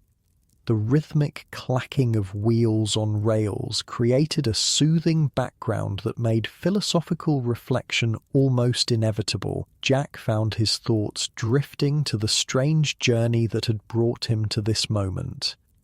3 weeks ago, he'd been a desperate, suicidal ex-banker with nothing to live for, boarding a freight train in Chicago with no destination and no knowledge of how to survive the journey. Now he was a competent winter rider with skills that could mean the difference between life and death in extreme conditions. More importantly, he'd found purpose again, first in helping Pete search for his son, then in assisting others like Robert and Emma who lacked the knowledge to survive on their own. There was meaning in that, a kind of redemption that had nothing to do with money or status. Pete stirred and joined him at the observation port. "Can't sleep," he admitted. "Too many thoughts." Jack nodded in understanding. "Big day tomorrow." "Been searching for Thomas for 3 years," Pete said quietly. "Now I've found him, and all I can think about is Alice, whether she'd want to see the man I've become." "You found your son because you became Newspaper Pete," Jack pointed out. "The man who teaches others to survive, the legend of the winter rails. Seems to me that's something to be proud of, not ashamed of." Pete considered this perspective. "Maybe you're right. Never thought of it that way." They watched the moonlit landscape pass in companionable silence. Tomorrow would bring St. Louis, telegrams to California, and decisions about futures that had seemed unimaginable just days before. "You should come west with us," Pete said suddenly. "If that's what we decide. Could use someone with your skills and level head." The invitation, coming from Pete directly, carried more weight than Thomas's casual suggestion. Jack was touched by the implicit acceptance into their small family unit. "I'll think about it," he promised, still trying to figure out where I fit in this world. "Know the feeling," Pete acknowledged. "Been doing that myself for 3 years." The night deepened around them, stars wheeling overhead as the train carried them eastward. In boxcars, all along the train, riders slept or kept watch, each with their own story of how the Depression had derailed their lives and set them on the steel roads crisscrossing America. Some, like Robert and Emma, were simply trying to reach family who could provide safety in desperate times. Others, like Pete and Thomas, were searching for lost connections, trying to rebuild what had been broken. And some, like Jack, were still discovering what they might become in a world where all previous certainties had vanished. Morning found them approaching St. Louis, the Mississippi River gleaming in the distance. The city's industrial skyline emerged from the morning mist, smokestacks already active despite the economic hardship that had emptied factories across the country. "Almost there," Pete announced, a complex mix of emotions in his voice: excitement, apprehension, hope, uncertainty. Thomas joined them at the observation port, his expression mirroring his father's. "Journey's end, for this part, anyway." Jack nodded, understanding exactly what Thomas meant. They had reached their physical destination, but the emotional journey was far from complete. Decisions remained, futures needed to be determined, new paths chosen. As the train slowed for its approach to the St. Louis yards, Pete began methodically packing his gear, his movements practiced and precise. "Bulls will be thick near the yards," he explained. "Need to be ready to move fast when we stop." Thomas and Jack followed his lead, dismantling their shelter and packing their supplies with the efficiency they'd learned through hard experience. Everything had its place, every item secured to prevent noise or loss during quick movement. The train's brakes engaged with a screech of metal on metal, beginning the final deceleration into the yards. Through the observation port, they could see the complex network of tracks spreading out, freight cars being sorted and redirected by yard workers bundled against the cold. "Remember the jump-off point?" Pete quizzed Thomas, continuing the teaching even in this moment of arrival. "East side of the yard," Thomas replied immediately, "behind the coal bunker, blind spot in the bull patrol route." Pete nodded approvingly. "Good. Jack, stay close to us. Yard bulls here are particularly nasty, known for beating riders unconscious and leaving them in the cold." The train slowed to walking pace as it entered the yard proper.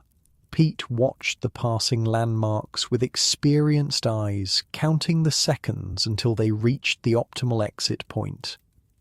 "Ready," he said tensely. "When I say jump, we go together. Roll when you hit the ground to absorb impact, then up and run directly east toward the tree line. Don't stop until you reach cover." Jack's heart pounded with familiar fear and excitement. Despite everything he'd learned, jumping from moving trains never became routine. "Now," Pete called as they reached the position he'd been waiting for.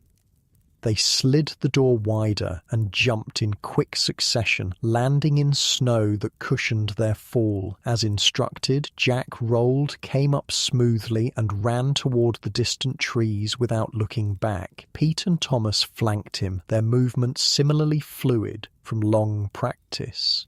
They reached the tree line without raising an alarm, pausing there to catch their breath and adjust their packs. "Made it," Pete said with satisfaction. "Jungle's about 2 miles east, built into the bluff overlooking the river." As they began walking through the snowy woods, Jack felt a curious mixture of achievement and anticipation. They had survived a journey that would have killed most people, finding each other in the process. What came next was unwritten, full of both possibility and uncertainty. The morning sun filtered through bare branches, creating dappled patterns on the snow at their feet. Their breath clouded around them in the still frigid air, but the deadly cold of the previous days had moderated slightly. Winter remained dangerous, but its worst fury had passed for now. "What do you think your mother will say when she gets our telegram?" Pete asked Thomas, his voice casual, though the question was anything but. Thomas considered this for a moment. "She'll cry, then she'll start packing, then she'll probably scold both of us for worrying her." Pete laughed, a warm, genuine sound rarely heard during their dangerous journey. "That sounds exactly like Alice." Jack watched the father and son walking ahead of him, their movements and mannerisms so similar despite their years apart. Some connections, it seemed, transcended time and distance and economic disaster. As for himself, Jack wasn't sure what awaited him in St. Louis or beyond. California with Pete and Thomas remained a possibility, as did continuing his solitary journey once they parted ways. What he did know was that he was no longer the desperate man who had boarded that freight in Chicago, ready to end it all. He had skills now, knowledge that could keep himself and others alive in the most extreme conditions. He understood the winter rails in ways few people ever would, the dangers they presented and the community they created among those who rode them. Most importantly, he had discovered something the Depression had almost convinced him no longer existed: the capacity of people to help each other when systems failed, to share knowledge when institutions collapsed, to form communities when society itself seemed to be crumbling. Between 1929 and 1941, over 2 million Americans would ride the freight trains, many during winter months when temperatures made survival a daily battle. They developed techniques that sustained life in conditions more extreme than Arctic expeditions, using only materials found in railroad yards and abandoned lots. These weren't summer joyrides, but desperate journeys where exposure could kill within minutes. The newspaper insulation method, corner shelter construction, and specialized food strategies weren't just clever tricks. They were the difference between life and death on steel roads that stretched across a nation in crisis. As Jack followed Pete and Thomas toward the St. Louis jungle and whatever future awaited them there, he carried with him not just the survival knowledge they had shared, but the more profound understanding that had come with it.